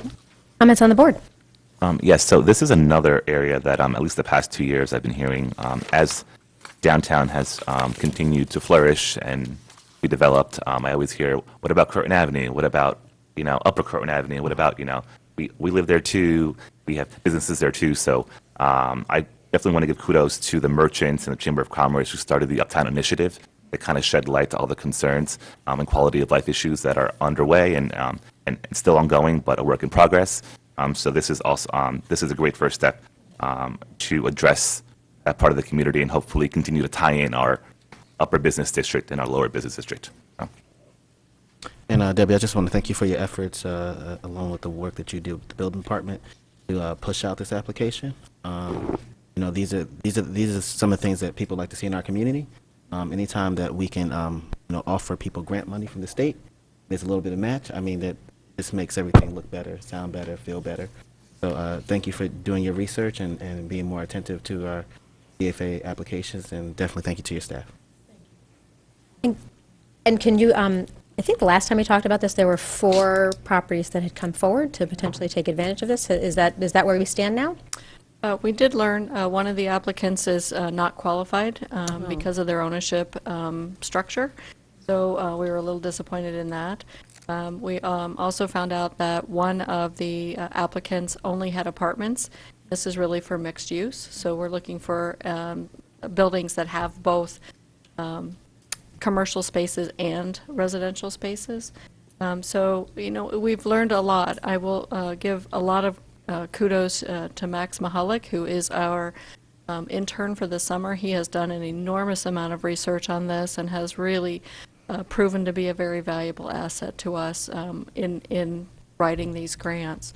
And we're learning along the way. We have one total solid application, and we have one where I'm hoping by the time the grant is due next week that all the applicant paperwork is in. So I think that we will be able to at least assist 3 this round. My hope is that it will stimulate interest and we will have more time from now until the applications are ready for next year to actually reach out and do more community discussions with the Croton Avenue neighborhood about who's qualified and what can happen there. So I think the turnaround time might have just been a little bit too aggressive for some of the property owners, but there will be next year and the year after that and the year after that. So Even though we may write a smaller grant this year, that will actually be better for us because we'll have a better opportunity to be successful and show the state that we can live up to our obligations, and then that they're more likely to give us more money in the future. Since we're talking about it, this is a little different than a lot of the grants we apply to, because typically grant money comes to the municipality for some community-wide project. In this case, it's a grant that we would facilitate, and we would be managing the grant, but then the funding would be offsetting up to 75% of improvements that the property owner would be doing to their property. And there's some limits to what types of improvements they are, or what, it's $50,000 for this type of a building, and or this type of an improvement, or this. But the point is, it's a 75-25 grant, and the 75% goes to the property owner for these improvements that are sort of in the parameters of what the grant allows for, which is $50,000 for the commercial and up to $25,000 for each unit, up to 2 units. The gist of it. So it's up to $100,000. Right. It's a lot of money. Yeah, yeah. It's great. If somebody's watching right now and they own a mixed-use property on Croton Call me Avenue, quick. they could call you tomorrow and see maybe we can turn it around and get them on board before the That's application? right. Okay, great. And I'm very excited that we are starting it this year, and I imagine you're right. The neighbors are going to see what's going on. It takes a little while for ideas like this to take hold, and next year maybe we'll see even more interest, and that'll continue to support the progress and the revitalization of Croton Avenue. Thanks so much for bringing this to the community. Cross our fingers and hope for the best. Further comments on this item? Madam Clerk. All those in favor? Aye. Opposed? Resolution authorizing and endorsing an application by the Village of Ossining to the New York State Environmental Facilities Corporation for funding under the Green Innovation Grant Program, whereas the Board of Trustees of the Village of Ossining desires to apply for financial assistance through the 2018 Consolidated Funding Application under the Green Innovation Grant Program, and whereas the Village of Ossining is in the process of designing a new water treatment plant, and whereas the application proposes funding to partially cover the cost of the installation of a green roof at the Village of Ossing's new water treatment plant, and whereas the Village of Ossining seeks out projects that will improve the quality of the environment on a local and regional scale, and whereas the proposed funding will contribute to the improvement of the Village of Ossing's environment, and in particular its water quality, and whereas the proposed project has the support of community members, and whereas the Village of Ossining will be responsible for the funding match as determined by the New York State Environmental Facilities Corporation, and whereas the grant application recommends that the applicant obtain the approval and endorsement of the governing body of the municipality in which the project will be located. Now therefore be it resolved that the Board of Trustees of the Village of Ossining approves and endorses the application to the 2018 Green Innovation Grant Program prepared and submitted by the village manager. Do I have a motion? So moved. Second. Comments on the board? All right, Madam Clerk. All those in favor? Aye. Opposed? Resolution approving policy to install gender-neutral signage for single-use restrooms at village-owned properties. Whereas the Village of Ossining Board of Trustees has considered adopting a policy requiring the installation of gender-neutral signage in single-use restroom facilities in the village-owned properties, and whereas the Village of Ossining Board of Trustees discussed the proposed policy during the new business portion of the legislative meeting on June 20, 2018, and whereas a result of the discussion of the Board of Trustees directed the Corporation Council to draft a policy for adoption by the board, and that policy having been reviewed, it is hereby resolved that the Village of Ossining Board of Trustees adopts the Village of Ossining policy for installation of gender-neutral signage for single-use restroom facilities in the village-owned property policy detailed below, and that the policy shall be placed on the village's website and made available. Village of Ossining policy for installation of gender-neutral signage for single-use restroom facilities in the village-owned properties. Purpose: the Village of Ossining has long considered itself a model diversity, encouraging people of different races, ethnicities, religious, sexual orientation, and economic status to live and work here. The village's diversity includes members of the LGBTQ community who are transgender or gender neutral. This policy is designed as a clear statement to the greater Ossining community and to those who visit our municipal properties that Ossining is welcoming to all. policy. The Village of Ossining is committed to making the municipality properties, including restrooms, as welcoming as possible. Therefore, it is policy of the Village of Ossining that going forward from this date, all single-use restrooms in village-owned properties will be designated with gender-neutral signage. This policy will apply to both currently existing single-use restrooms, including but not limited to the municipal building lobby, Nelson Park, Birdsall Fagan Police Court Facility Lobby, and Henry Gordine Park Kiosk, and to single-use restrooms in new or upgraded municipal facilities. Do I have a motion? So moved. Second. Comments on the board? Please. I agree with the one speaker who spoke in support this evening. This is easy, but I'm glad we're making a statement here. I think this is very important, and I'm happy to be in favor of it tonight. I would like to echo that.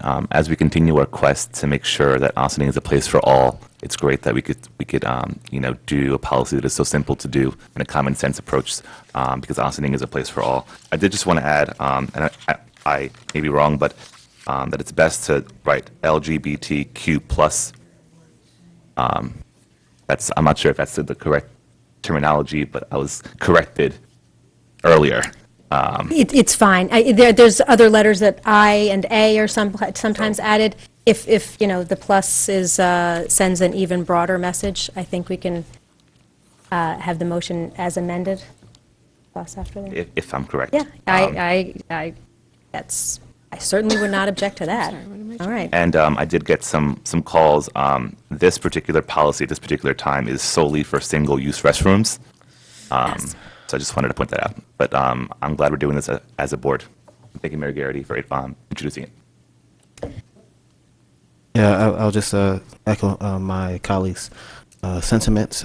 This is real easy. For me, this is just about values.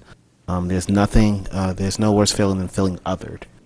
Anytime that someone can just feel, I don't even know if to say normal, but anytime someone can feel accepted, those are the things that we should strive towards.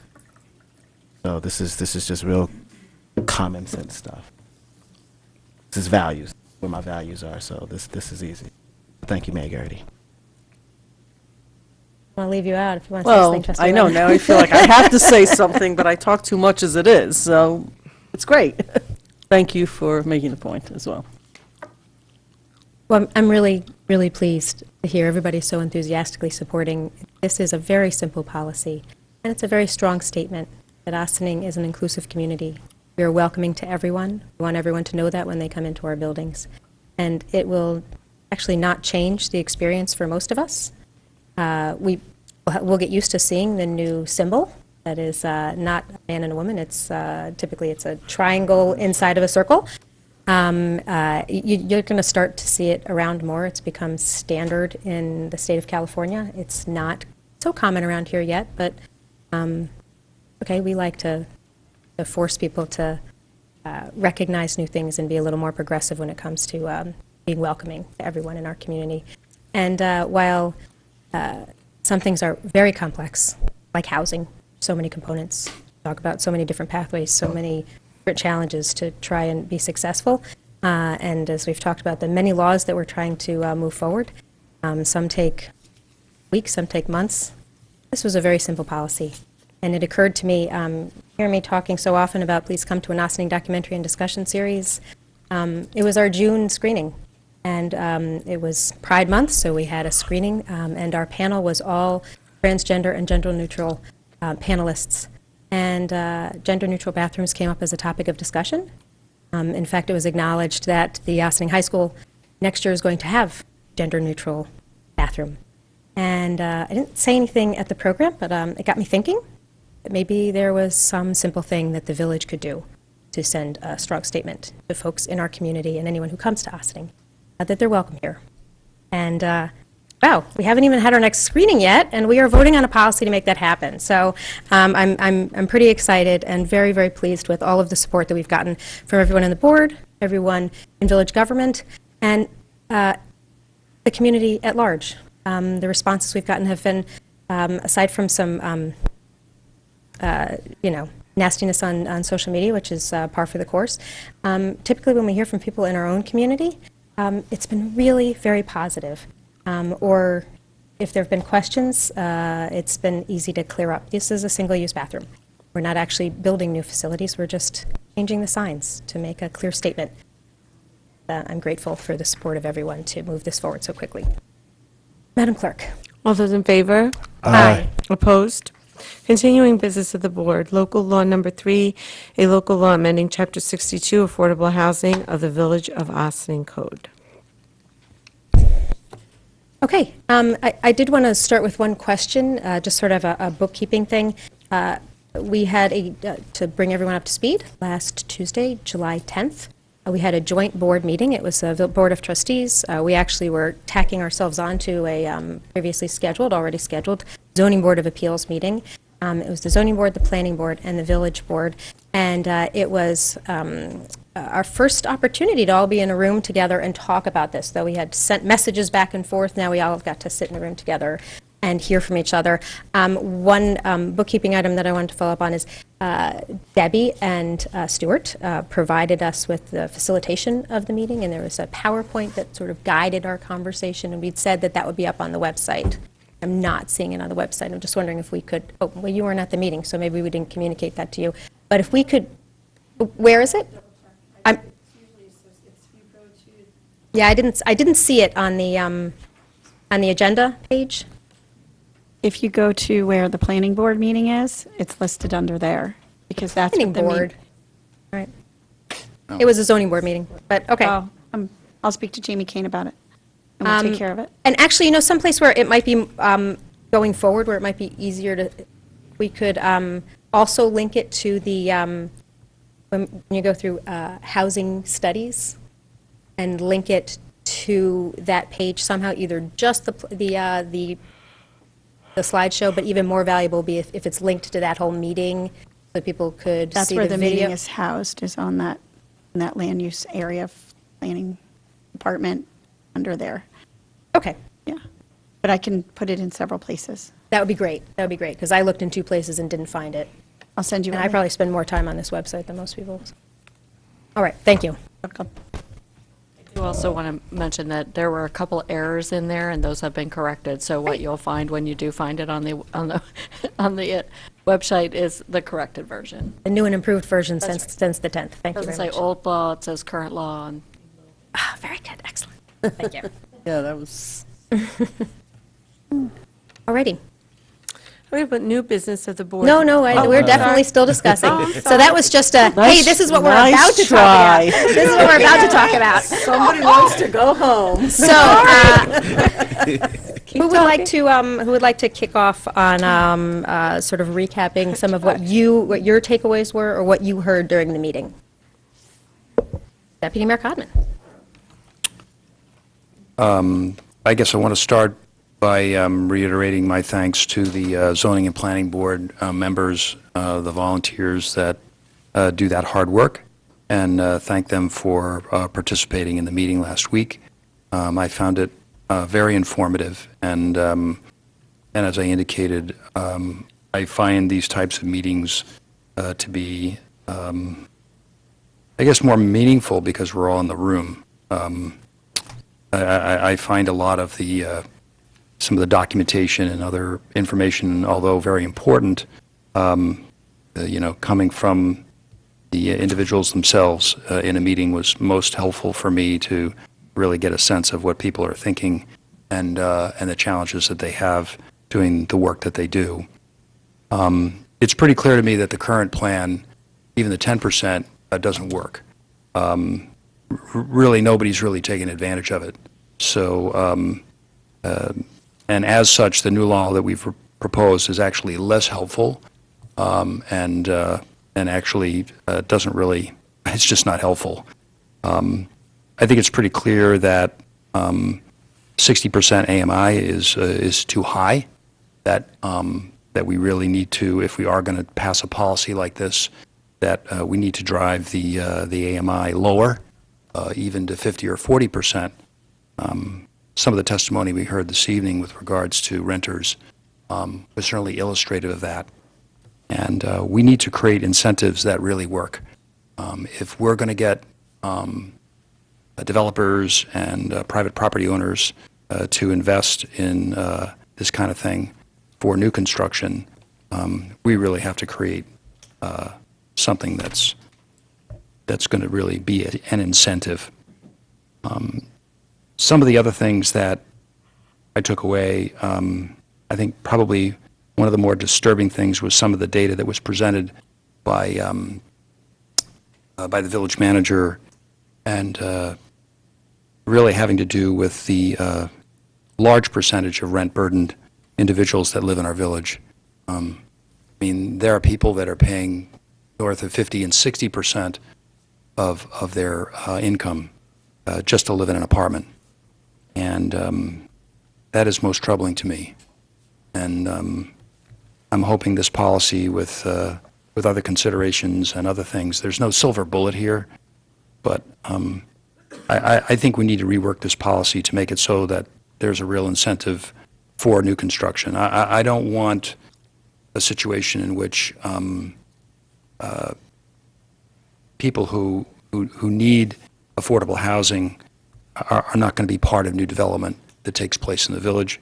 And I think this policy, put it in a proper context and a proper formula will be the way to do that. Thank you. Who else would like to recap what your takeaways were, what you were hearing from members of the other boards? So I will somewhat echo Don's comments. I do think there's what definitely jumped out to me is the incentivizing, particularly when we're talking about density, and I've thought, when we talk about what's affordable, the truth be told, we need more apartments at the 50% area median income, and the downside to tying affordable housing policy to the Westchester Rental Guidelines Board, what we're seeing is year after year, those levels are changing. Because like Ossining and many municipalities, we're all doing the same thing. We're all pushing for more luxury market rate development. Are all getting more people from Manhattan, Brooklyn, who have more disposable income. And so each year find ourselves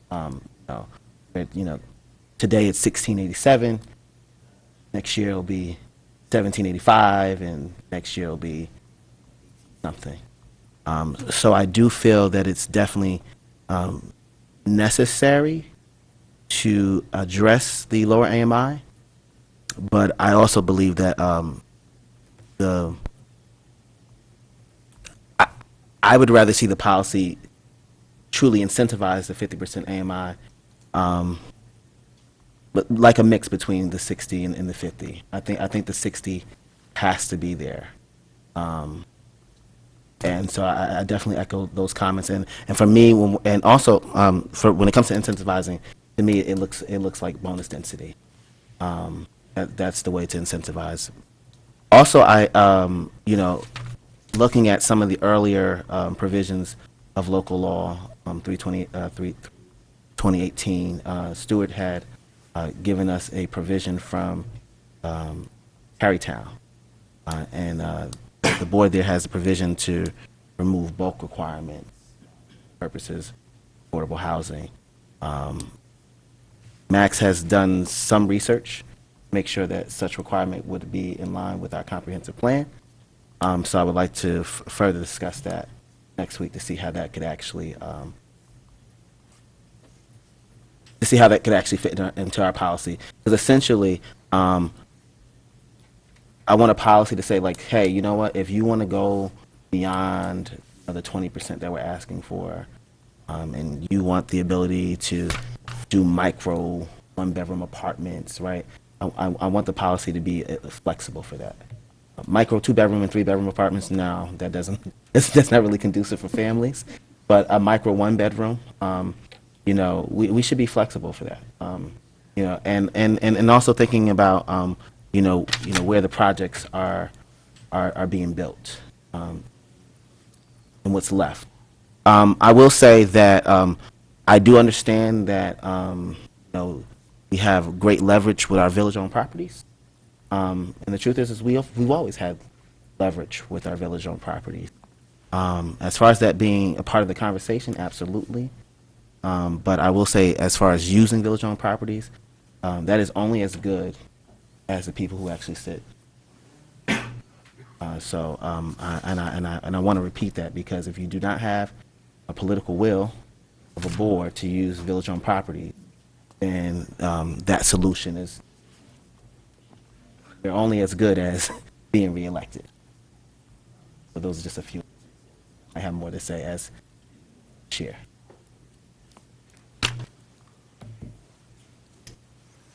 Side of the table? Okay.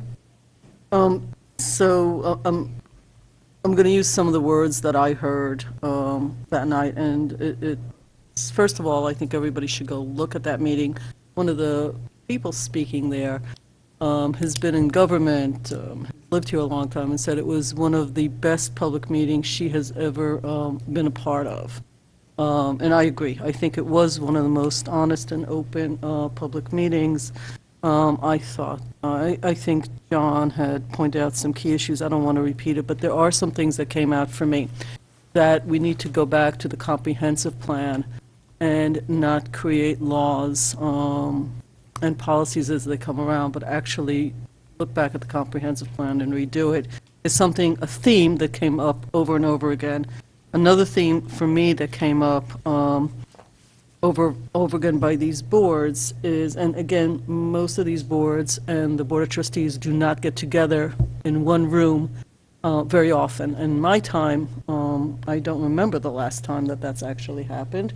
So just so the public understands, this is not a regular happening that we sit in a room and have these conversations. So that in of itself, I thought was very helpful for people, although some people know each other because we all live here. A few things that came up that I didn't think about. The name of this is about housing. It was brought up for me in a number of different ways by a number of people, that this is not exclusively for housing, this is actually about rental. That the people who own houses, and I think it was in the data that the village manager presented, which I remember seeing in the Dwarka piece, but it sort of hit me in the face sitting in that room. And again, it's all on video, is that the people who own homes are in exactly the same position as the people who rent. Their issues with affordability is exactly the same, more or less a few percentage points. And yet this entire program is based for rentals, and more development. And so that came up as just a topic for people, the number of people who own houses who have affordability issues. The difference being that homeowners actually pay taxes that support a lot of programs, and renters may indirectly or directly, but it was interesting to see the whole pie, and I think that was actually something you did, rather than just talking about rentals. And I thought that was an interesting part of the meeting. The issue of parking came up because the way this policy is written, there is, I don't know if it's an incentive, I don't actually know the right wording, but there's a reduction in parking, and we have a huge parking issue, and have for a number of years now in the village, throughout the village. Another word that came up for me, or another concept, was that what we do with something that related to housing, these kind of policies, is really long-term and binds the future boards and really our community. Some legislations are easy, some are very long-standing and have long-term effects, and this falls in the latter. So I thought that was sort of interesting. The AMI, I think, John, yes? I heard the same thing about the number being. Lots of conversation about, and pros and cons and disagreements and agreements of some people saying this will actually stop development. You may hope that it creates more affordable housing. You're actually doing exactly the opposite. And so again, encourage people to look at the video. I'm not going to repeat the whole thing. Again, the those were, I think, some of the things that for me stood out, in addition to the fact that everyone in the room participated, and I consider to be one of the most thoughtful way, with a huge amount of experience in the area of development and housing and rentals, and they're all volunteer citizens of our community. So I thought that yes, John, start and end. You may have started on me and with thanking everybody. They were exceedingly thoughtful about all of the commentaries. So for me, it was a big learning. I will say that the question I asked for me was the most important, whether anyone in the room, and there were people in the audience as well, thought that the way we had written this, or at least proposed, I guess we didn't write, we proposed this legislation works for anybody, or anybody liked it, and not one person in the room liked it. And so that for me was sort of a moment where I sort of have to step back and say, how do we make it so that it works for people and that people feel good about it, and be more thoughtful about it, which I think you were, in a different way. So those were sort of things that I had thought about and questions that raised for me. So it was definitely a productive meeting. It was great to see so many of our volunteer land use boards come together and come prepared. I really appreciated that they actually, did their homework, and not only shared what their role is on the land use boards, but also gave some different opinions when it comes, opinions overall and philosophies as far as economic development and intention.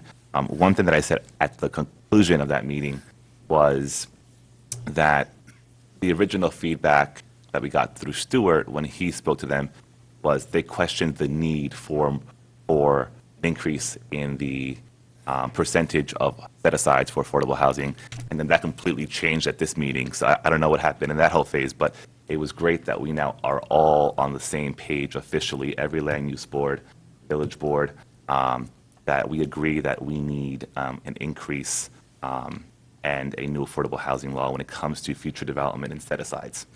So I thought that was really, really interesting.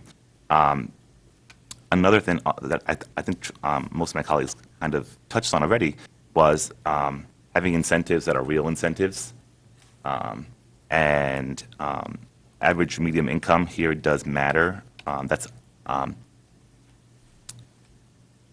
biggest challenge that we've had is that we're using the county average medium income versus what we actually make. So the current affordable housing ordinance, 10% set aside, is not for actual people that live here. It doesn't actually help them, which is kind of why this whole process, really the past couple of months and years, has really led up to a conversation as to how do we once again become the progressive leader to actually reach our residents at this particular time. Because currently, unfortunately, it's not the case. I do want to learn more about what Trustee Bazemore said about the bulk requirements. Don't know much about that, so I just want to learn more about that and what options are entailed within that. As far as this particular draft, my understanding is that the point in the discussion that we currently are at is to make revisions to it. So I'm not going to say that I'm against it. So maybe some land use volunteers are because of their different philosophy or what they consider their role to be within their current capacity on the land use board. But can't speak for my colleagues, but pretty sure that this board wants to revise the current piece of legislation to kind of address some needs to move it forward, not to completely scrap it and call it a day. Yes, let me echo that. So please have it, if you have not had a chance to look at the meeting, please look at the meeting. There's a couple of strong takeaways I have. I'm appreciative of land use boards, but I also know the role that we have as elected officials with passing legislation. There was some comments made about whether or not such policy is needed. And as far as making sure that everyone there agrees with the policy. I don't know if we'll ever be able to do that, because there are just some people who don't have as much experience as we do as electeds and touch different members of our community to know that affordable housing is actually needed. I wouldn't dare say that everyone that we met with actually believes, Or the belief. I mean, some people just don't agree. believes that affordable housing is actually needed. So that was definitely a strong moment for me to know that at the end of the day, it is up to this body to decide what policy should be. The fact of the matter is that we do not elect planning board members. We do not elect zoning board members. The people do elect village trustees and their elected representatives, and we've been given, New York State law gives us such power to make and change laws. So that's important to remember when we're talking about our policy.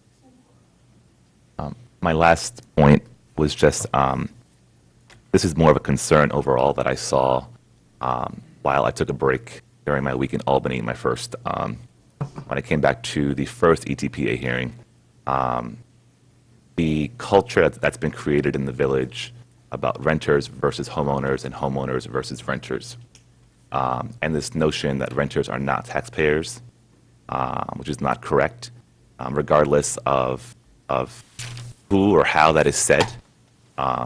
Renters are taxpayers, and we could have a whole discussion, and should have a whole discussion as to how that actually means when you pay your rent. But just wanted to put that on the record.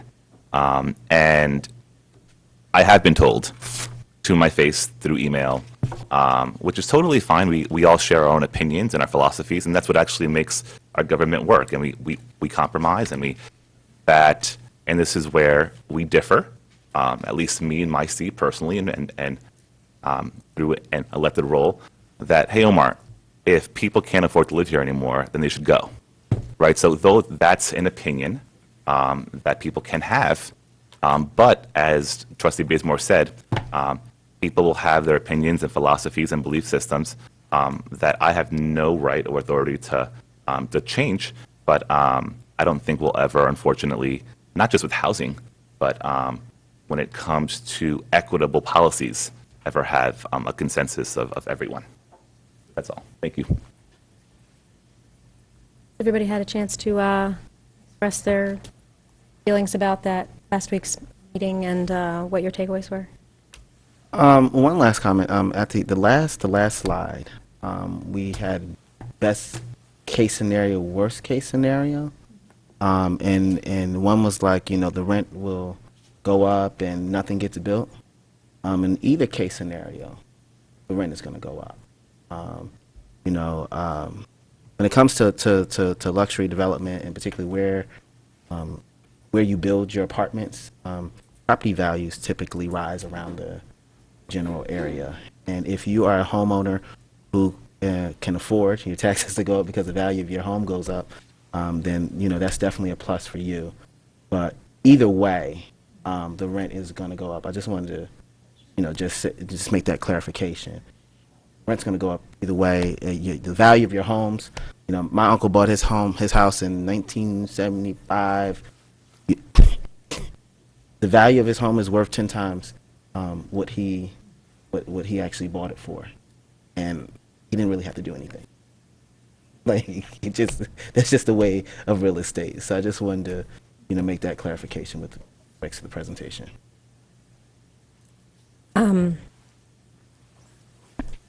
Thank you, everybody, for your comments. I'll try not to repeat too much because there was a lot of good recapping of what that meeting included. My biggest takeaway was that most of us in the room last week who spoke did have some, at least by the end of it, a shared agreement that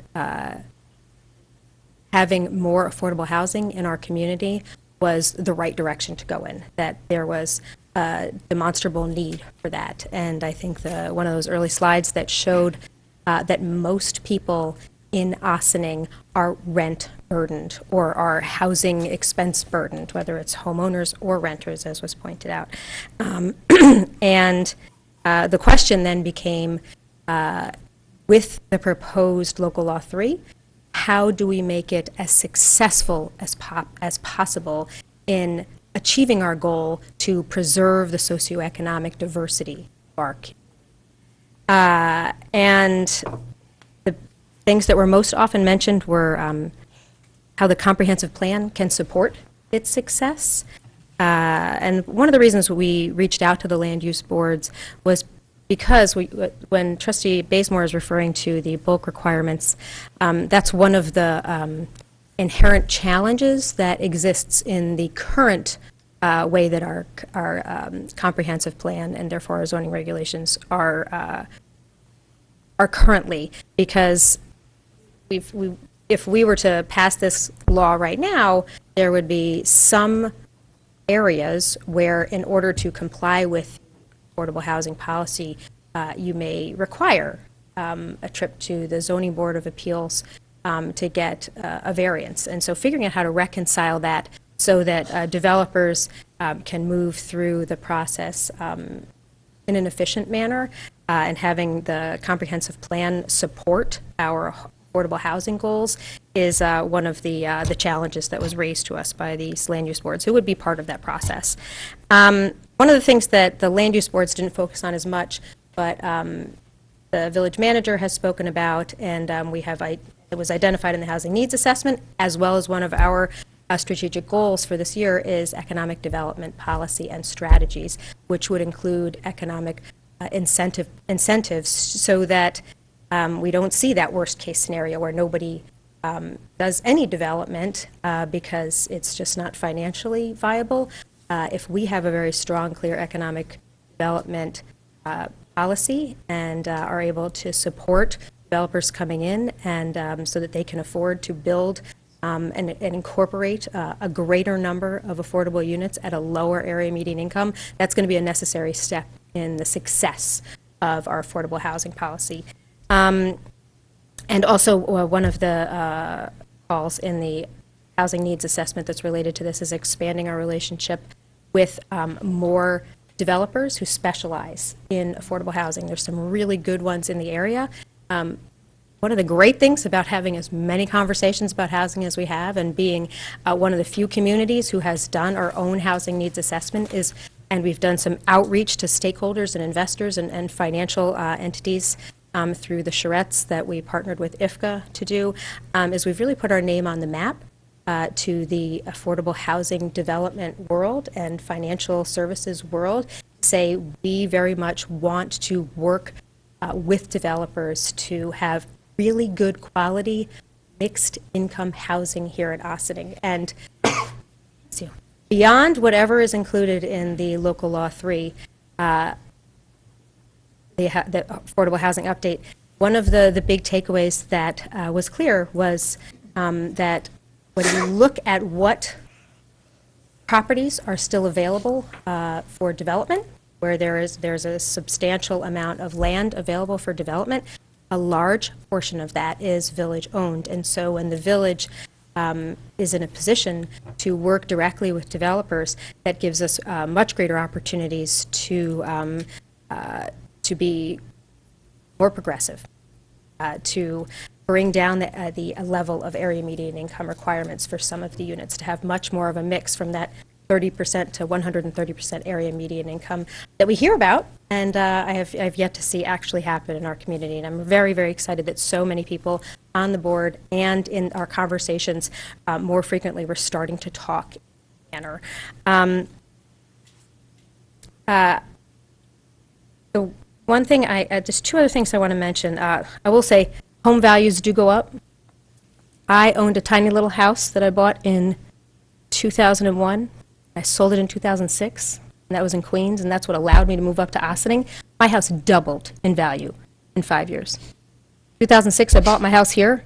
I'm $100,000 lower, well, let's say $80,000 lower in value than I was 12 years ago when I bought it. So you have to own your house for a long time sometimes, depending on where in the cycle you buy. I bought near the peak, so I'm still working to get back to that value. But, and one other thing I will say, and I'm glad you brought it up, is, Trustee Herrera, is that so often when we talk about housing, the conversation can turn into one that is divisive.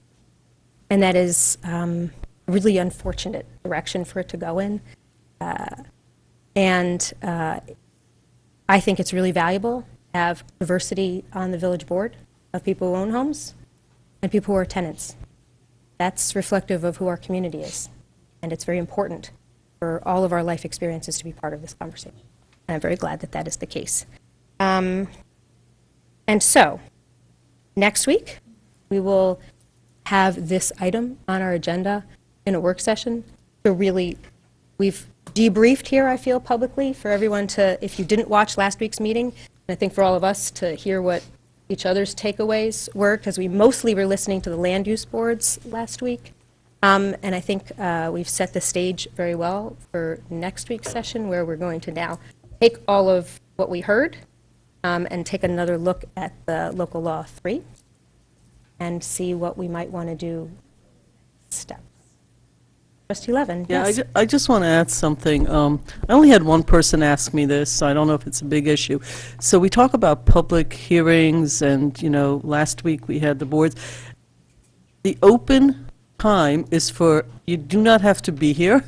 You don't only have to write to the village manager or to the BOT, and it doesn't have to be just about what we're saying. If you have some beliefs or have ideas or suggestions that you think might be helpful, this is the time to really bring it to our attention. Oftentimes I hear from the same group of people about all the topics.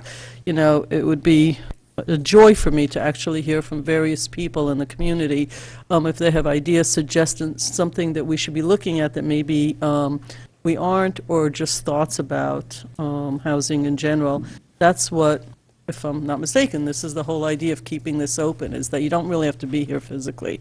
So I encourage people to be involved in the conversation via email. That would be helpful to us. In 2006, our housing, affordable housing policy was very progressive. We've stated a number of times it is no longer the most progressive at all in Westchester County, and we are looking to become leaders in that regard once again. ETPA is one of the strategies that we hear a lot about.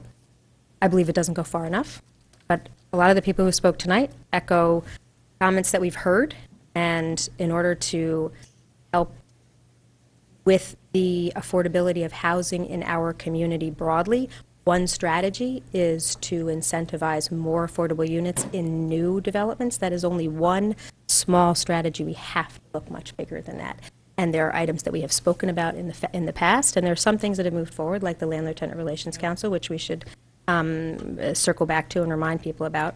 But there are other things that we should be looking at, like talked about it, and I don't want to add another legislative action to our plate right now, but and we require a local lease, and we've talked about it, because I'm not sure where we quite landed on that from a legal perspective, but one of the other things that that we heard tonight, and we've heard in the past, is when landlords require a 3 times the rent requirement, that is a de facto way of discriminating against people. And I know you're not technically allowed to discriminate against someone based on their source of income, but if you are setting the bar at a level that no one who is a Section 8 recipient would ever be able to attain, then you are de facto discriminating against them. And I'd like for council to work with Deputy Corporation Counsel. I've brought that up in emails in the past. I don't know if it's made it to the agenda of considerations for that council. Can I speak to that? Please. It might, in best interest of using time and resources, to really reach out to Westchester Residential Opportunity, because they are the ones who typically, that's who you go to report income discrimination. In these incidences where we're talking about 2.5%, sometimes landlords don't calculate the voucher to be a part of income, right? And so that's often, it's literally you can have the voucher that covers the rent. Like, here it is, this is your portion, and they're not actually using that actual voucher amount, actually going into addition to their income. So if you have a $1,500 voucher, I don't want to get into numbers. Right. Yeah. But WRO could be yeah. a resource, and really what it sounds like you're talking about is the law exists. It's the education of the landlords, which we found again and again every time we talk to landlords. They don't seem to understand what their And the obligations are with And the Section 8 versus, they think that's affordable housing. It's not. And there's a lot of education of landlords that needs to happen, not just tenants' rights. And then the biggest issue is, Section 8 goes, but with 30% of your income. A lot of landlords are saying, hey, we really want you. If you don't have enough income, like if your rent is $2,000 a month, they want you to make $8,000 a month. I mean, that's kind of what you're dealing with now, and even the voucher wouldn't even to that kind of money. Those are just some of the challenges with this is capitalism, and sometimes people can do what they want to do. Some of the challenges. Okay. As has been said a number of times, housing is a very complex issue. We could keep talking about this for hours, but I did want to make sure that I brought that up again because it was something that I was reminded of in discussions about housing. We talk about Local Law 3, we tend to expand that conversation broadly about housing. Question was for the landlord, Stuart. So last meeting, I don't think this was an agenda item to look into this, was it? We talked about it. I guess we should follow up. I'll have to follow up. Yeah. They talked about it a little bit, but. About the county law, you mean? No, the lease. Not what the question. It's about leases. Yeah. Oh, yeah, it's It's not about Section 8 either, because that's not what the Landlord-Tenant Committee generally focuses on. It's the education part of their mission. But I don't think, I know it wasn't on their agenda last time. I don't remember. Landlord-Tenant Relations Council is tackling a lot of things, and I'm really grateful that they are underway and they are meeting regularly and they're hearing complaints from people and they're helping really tangibly improve people's living conditions by getting things addressed in a way that hasn't happened in many years. So I'm really grateful that that's happening. It's just that I know that there are these things that talk about and let's try and get them back up on the agenda as they're brought back to our attention. Trustee Bazemore. I'm sorry. There is something that with respects to Local Law number 3, in 2014, the current village board had amended a local law that removed 3-bedroom requirements from the planned residential development district. To me, it's important that we actually rectify that issue because essentially what we have done is a developer's response to not having 3 bedrooms is really a 2-bedroom and a den. And effectively what we've done is for families that need 3-bedroom apartments, that requires a window and a closet.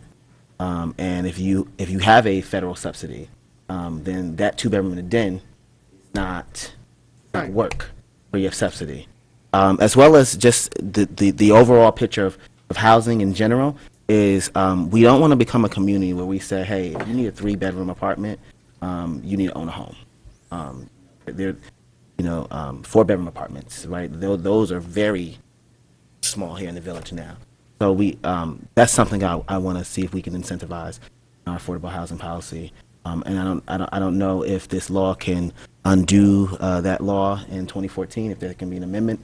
But that is something that I would like to encourage and be a part of the conversation for next week. I'm glad you just reminded us of incentivizing because we did talk about that, and that was one of the big things that was brought up was how do we incentivize achieving some of what we want to have here, and bonus densities is one of the things we always talk about, but one of the points that was brought up is when it's just a one-to-one, like, well, you have to do 20%, 60 area median income, therefore we'll give you a 20% bulk increase or bonus density, but they're not really getting ahead of the game. And so are there I know we looked at it when we first were developing this, and so I'm sure you have all of the data somewhere in your files, Stuart, but if you could perhaps remind us next week, or what are some of the incentives that we are aware of, either out in other communities in Westchester or in the region where there have been successful models for incentivizing whatever it is that we want, whether it's more bedrooms, whether it's a lower area median income, whether it's more ADA compliant units, whatever we decide are our key priorities, and those are just a few that we have mentioned. I'd like to know some other more creative, successful incentive programs we can incorporate. Also, Stuart, I know in Chapter 270, I believe it's in Chapter 270, a part of our zoning code, for each district, there are other bonus densities. Like one of the things that has made LOHUD is statue at Ginsburg, and that was a part of a bonus density. Like, yeah, so we incentivize, the statue. Realize that part. I think there's like a 5% bonus density. So even in our conversations when we talk about bonus densities, it'd be great to actually be able to look at all of that, because we might say, hey, you know what? We don't want a statue. So when we talk about that comp plan review, you're saying let's review what are all of these various incentives, which ones are working and which ones maybe are no longer the priority. But what I'm saying is, even when we talk about bonus density, like, we have to understand, like, you don't just get if a special permit gives you 32 units per acre, you don't just get to 189. There's all these other pieces that go into it, and one of them happens to be that statue that is. Okay, well, that may not be the most widespread of a concern, but that's interesting. So if we could review all of our bonus densities that we have currently in our comp plan, and let's, as part of our comp plan review, really make sure that they're still consistent with what our goals are going forward, that would be great. Okay. Are we good on continuing business? We are, thank you. Thank you. Madam Clerk. New business of the board, letter of support for Indian Brook land acquisition. Who would like to update us on what this is and providing us? We did circulate the letter, I believe. I feel like this is to tell the truth. Whose job is this? I didn't get a letter. Get a letter? Is there a when did it go out, the letter? Yeah. Is that the one that went out This is 8 minutes before? This was the letter from the Land Trust that was with regard to certain property that is village-owned property relating in the area of the Indian Brook Reservoir. The town, I think, has already done a letter. I believe what it is that the Land Trust is getting an easement, a conservation easement, and it would basically connect, I think, up to T-Town. And so they want to get, support from the village for this, because part of this is village-owned property. The village-owned property would not be part of the conservation easement. I just want that to be clear. But they have, I think, already, I believe, gotten support from the town with regard to this, but it was through the Westchester Land Trust. They're the ones who are actually doing conservation easement with a particular property owner in that area. When was the letter circulated? Yeah, 'Cause I don't. I think it was last week. It was not this week. It was What's the probably subject, like, how would we find it? Who It did it might come be- from? It's from, I'm sorry, I don't remember the woman's name. Is it from you? Is it? No. Well, it was from someone with the Westchester Land Trust, and it was actually a conversation between, Debbie, between you and this particular person. Can I make a rather unorthodox request, just because we've been talking for 2.5 hours, and I can see we have more people coming. Can we take a 2-minute break, maybe check our email, see if we can that's what I'm find trying to this, do. and if Sure. anybody needs a quick recess? Then we will be back. We will be back. It will be a very quick break. If we can find that email, that's great. If it didn't get circulated, then maybe we can do a little tutorial if it's time sensitive. Hence the reason why none of the trustees knew what we were talking about. So, But it's an easy explanation. please then, as All right. so far, I actually had trouble understanding it, so I didn't realize that everybody had it. So okay, I don't know my directions for the Indian Brook, but the land that is in the town of. The entire reservoir is in the unincorporated town, is I in the understand, but unincorporated there's town. the land that they're talking about, is that Mount Kisco? Adjacent, No. it would be Newcastle. Newcastle. So the land is owned by a private entity in Newcastle. The land trust would like to secure an easement on that property to limit development that's on it. So the state has a program where the land trust can acquire these pieces of property, and then what they do is they preserve them so that it's an environmental buffer between the water reservoir and whatever other development happens in the area. What they will be doing is creating an opportunity for public use of that land by creating trails and networks and things like that. So it'll be a great piece of property where people can use it, but it will not be developed and it will not put any type of risk on the reservoir itself by having development close to the water source, which is important to us. So it's a very simple request to write a letter of support to the state, asking for them to grant the funds that are necessary to secure the property so that it can be protecting of our environment, our water source, and create a public use space. Out of curiosity, how much land are we talking about? I really don't know what they're asking for the grant, but it's to buy the property. But of our land that would have the easement over So it, there how is much of no our land that the village owns. That's where I was confused when we were saying Oh, it was okay. village-owned land.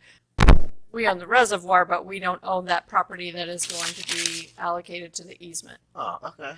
Are you sure there's no village? I thought there was a piece of land that was part of the They're water. not looking for anything in the, this is for the conservation easement, is not village-owned property. This is a third party. So what are we doing? Just saying, go you. We think it's a good idea. Okay. It's a support letter, okay. That's all it is. All right, so can we have the letter constructed and then distributed to the trustees? We could discuss Sure. it at next week's meeting? Yes. That would be my suggestion. Well, is there a time sensitivity? Is that why we were discussing it this week? Does it need to be submitted before next week's meeting? Do you need I mean, can we, in spirit, say that sounds like a great idea? We'd love to just check out the language before we send it. That can be done by email because we're not voting on something. It's not. Yes, that would be fine. All right. Okay. People comfortable with that? All right. Yep. Along a similar vein is the letter I just forwarded like 2 hours ago. Stuart, you provided your opinion of it. Yes, the NICOM requested letter, which was related to proposed small cells siting mandate. Right. You may recall that last year there was some discussion in the New York State Legislature about putting certain restrictions regarding small cell locations, and which would have basically would have made it much more difficult for municipalities to deal with timing for those applications, approval for those applications, and basically charging for work within the right-of-way. That was taken out of the governor's budget. Now there is a bill before the United States Senate that will be debated, I think, on the 25th of July, which is the acronym is STREAMLINE, which is wonderful what they do with the Senate. The Streamlined Small Cell Deployment Act. But what's important is it would limit the time that municipalities could approve these small cell sites. It would restrict the basis for a denial of the small cell sites. And it would also limit what the municipality could charge for use of its right-of-way. Essentially just for the cost of maintenance. They couldn't have any fees above certain levels. NICOM, the New York Conference of Mayors, has already sent a letter to Senator Schumer, detailing their opposition to the particular legislation. There is currently no sponsor in the House of Representatives, although that is expected. What NICOM is asking is for the local municipalities to send a letter which would be very similar to what was sent to Senator Schumer, sent on behalf of the village to Senator Schumer, Senator Gillibrand, and to Representative Lowy, just basically indicating what our opposition is, which is based upon NICOM's opposition, which effectively takes away from the local governments their ability to regulate certain areas with regard to small cell sites. Part of it is clearly still under the auspices of the Federal Communications Commission. That's understood. But, for example, if the municipality does not act within a certain period of time, that application under the Senate proposal would be deemed granted. And as I said, the cost for being able to charge for having something put in the right-of-way would be severely restricted under this. It would be there would be only like 4 different areas where the municipality could charge, and basically if they charged above that, you could be brought into court and you could have a judge direct that it has to be changed. So NICOM has opposed this, and they're asking, or they're suggesting, that if other municipalities are similarly opposed, as we were to what was in the budget for the state, that letters be sent to the municipal, to the Senate, to our senators, and to our representative.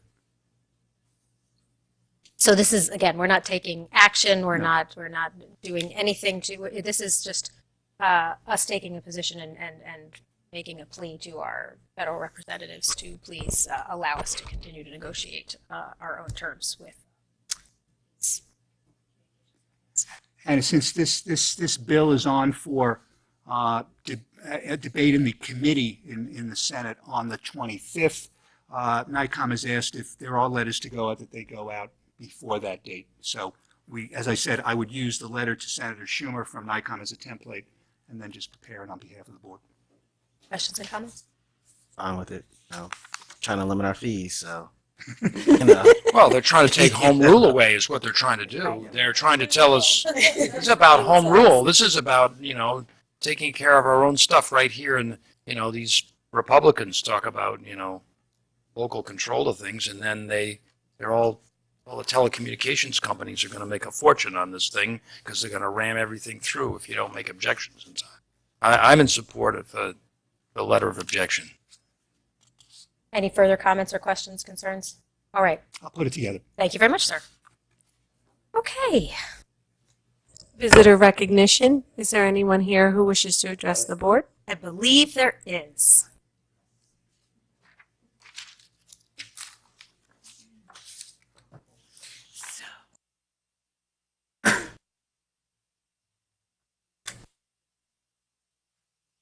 Roberts, Tarrytown, New York. Seem to have some nice positive things going on here tonight, but I'm not very happy right now. In fact, I am profoundly disappointed because I believe that I have an unrealistic hope and faith in human nature. And so therefore, I'd like to ask you, you don't have to answer me, who sitting in front of me on the Board of Trustees is actually interested in getting a tether law passed expeditiously? Okay, that makes it rather clear. Mayor Garrity, on February 28th, you spoke of a second suffering dog. Verbatim at our personal meeting with you in your office on April 17th, you again brought up the second suffering dog that your manicurist told you about. You stated on a couple of occasions how you have walked each and every street in this village. Therefore, you should have some knowledge, in speaking with your manicurist, of the location of this dog. How have you addressed the suffering of this dog? You also told us during our meeting with you, you had a level of interest in working with us to develop a thoughtful tether law. You have not done so in any way, shape, or form. Rather, you have ignored all emails regarding our concerns. We have been told a few times by a couple of officials that the owners of the first suffering dog are nice people. Well, let me be perfectly clear. No nice people, no humane people leave a family pet out in sweltering heat, nor'easters, for endless hours and years. Nice does not excuse ignorance, and apparently ignorance is bliss. Ignorance it's forgivable. If once aware and educated, it is not repeated. Humane care is exactly that. Humane with no hues in between, no convenient or conjured up excuses. We have professionally and with great compassion presented our concerns to you at many meetings, consulted with doctors, trainers, met with you privately, provided you with professional literature written by experts. We have documented all, both written and by video, sent emails, held rallies, and have made numerous calls, all to no avail. What will it take before you address this? All of us who have been imploring you for nearly a year have carefully gone over our documentation based on our responsible and ethical observations, as well as individual conversations with the police, HLE. I'm not finished, I'm sorry. Ms. Roberts, thank you. No, Thank you. it's one more sentence, okay? There's a tangled web going on here, and as far as I can tell, it falls on two officials' responsibility. Thank you. Thank you.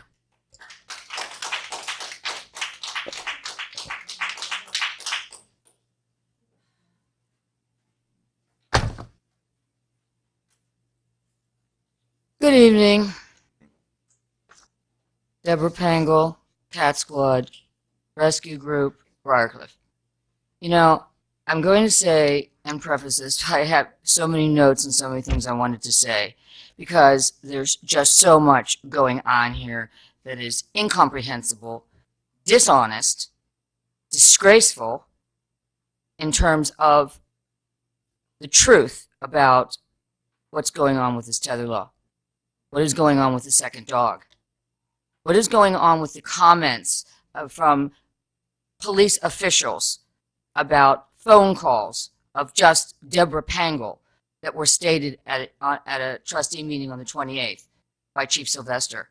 When we have proof in our attorney's records, statements by many people who have made calls to the town, and two foils that have been sent to Mr. Kahan, we have yet to receive anything except a bunch of nonsense. There are no records. There are the only records they have are Deborah Pangle. I find that very curious that you're not really recording other people's complaints about this dog and a possible other dog, but you're watching Deborah Pangle's calls. Those you happen to have.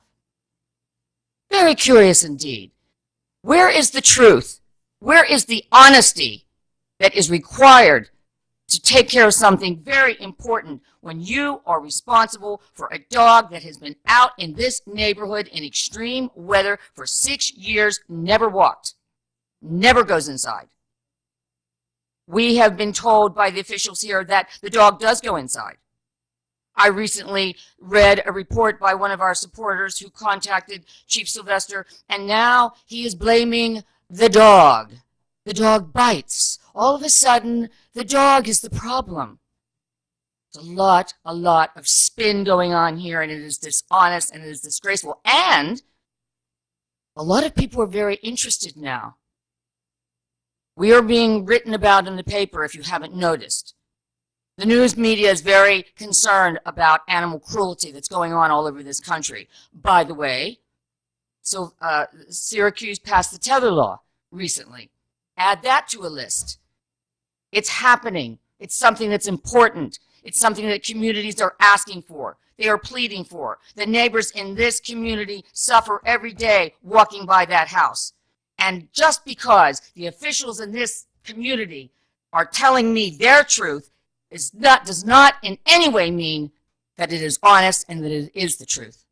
We have contacted you and met with you, Mayor. We were honest about wanting to work with you and do something about the suffering of this dog in a thoughtful, careful way. You said you wanted to help. We never heard from you again. We were denied being put on the agenda. That's how much you care. Yet, you talked to the LOHUD article, and at the end, you want to be an animal community that is concerned and protects. Is that true? I don't see that evidence at all. I am holding you responsible for the suffering of at least one, possibly two dogs that you referred to. And this is very serious. You are not taking it seriously enough. But we are watching. People are watching. People care. You apparently do not care. I charge you with not caring at all. We've been here for months in the wintertime. We have presented a solid case. You have presented nothing to us. Your case is very weak, and it is not acceptable. Thank you, Ms. Pangle.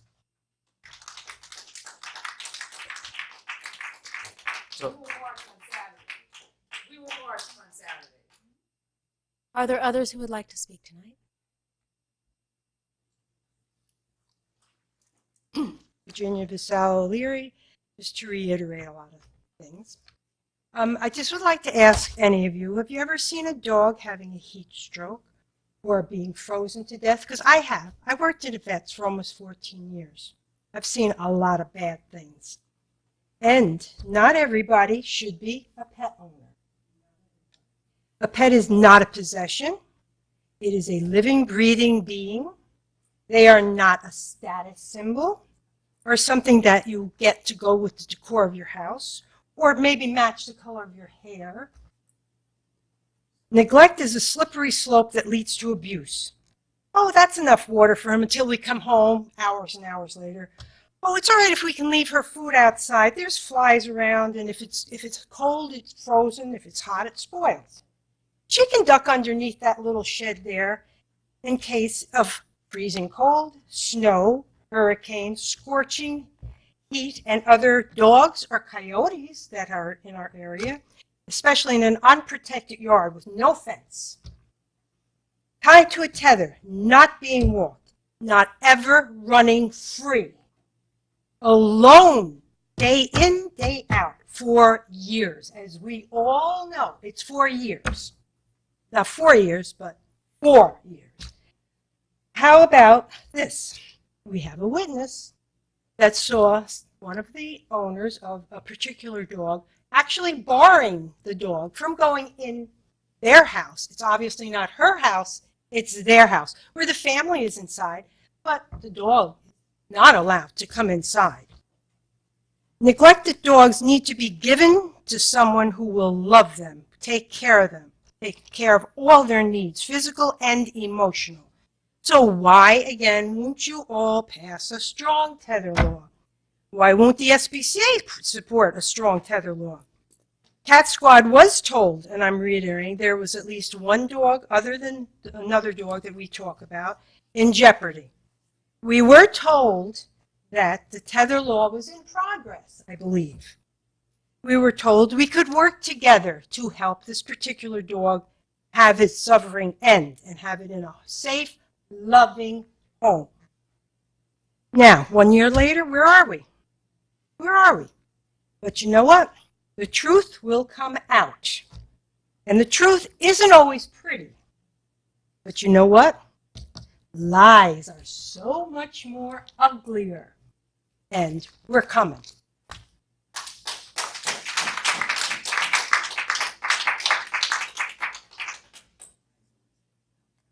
Is there anyone else who would like to speak?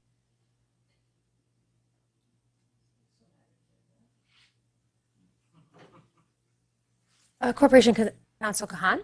Mayor, if there's Yes, please, nobody else Chief. that wanted a public comment, I just had a few things that I'd like to answer because there are some things being said that about the police department, about other village officials, about families.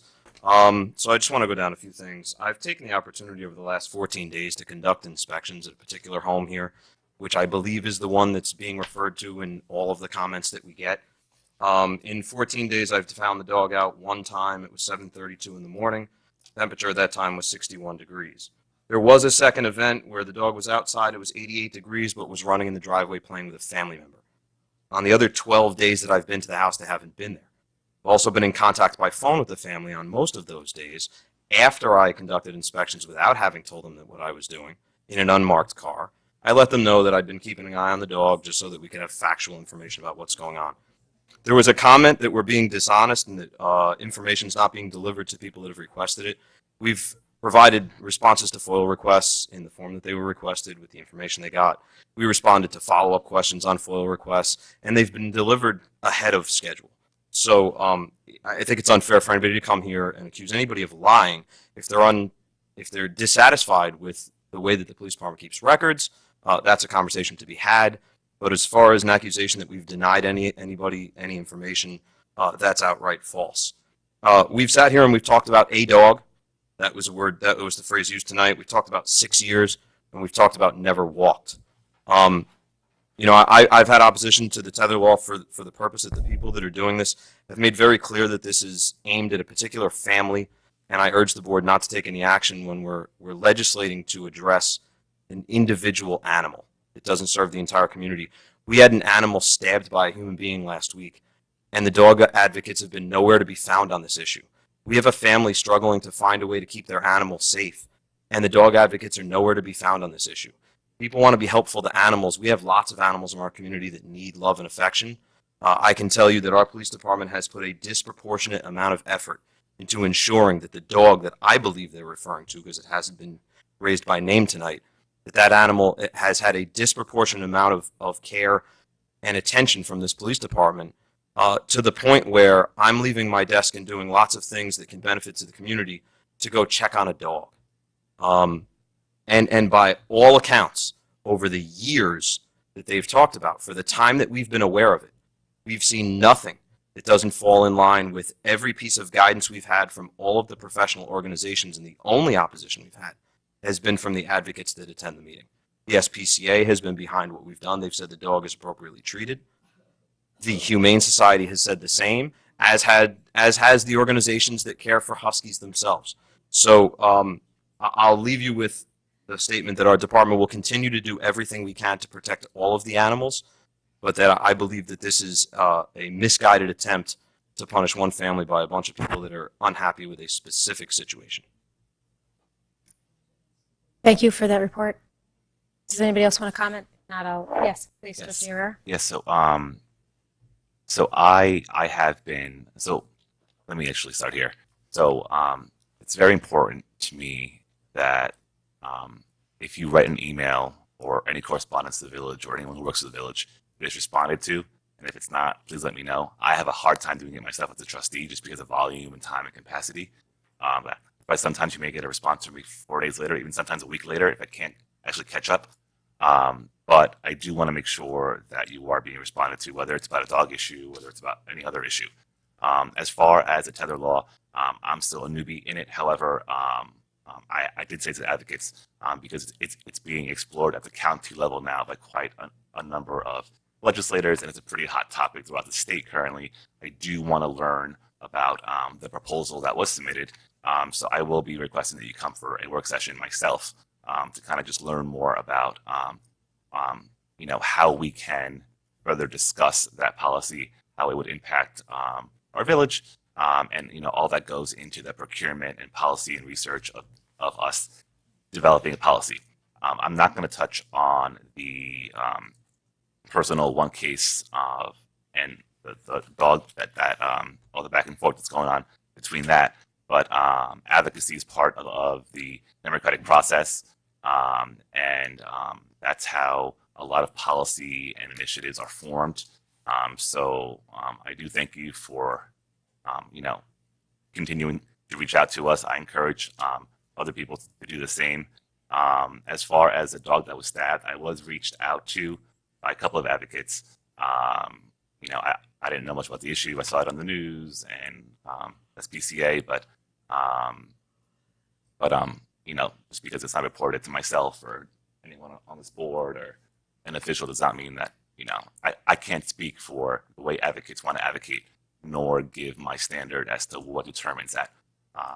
But I am aware, and if there's anything that I can do or we can do as a board and with our team, I'd be more than happy to go into that. And thank you. Anybody else want to comment?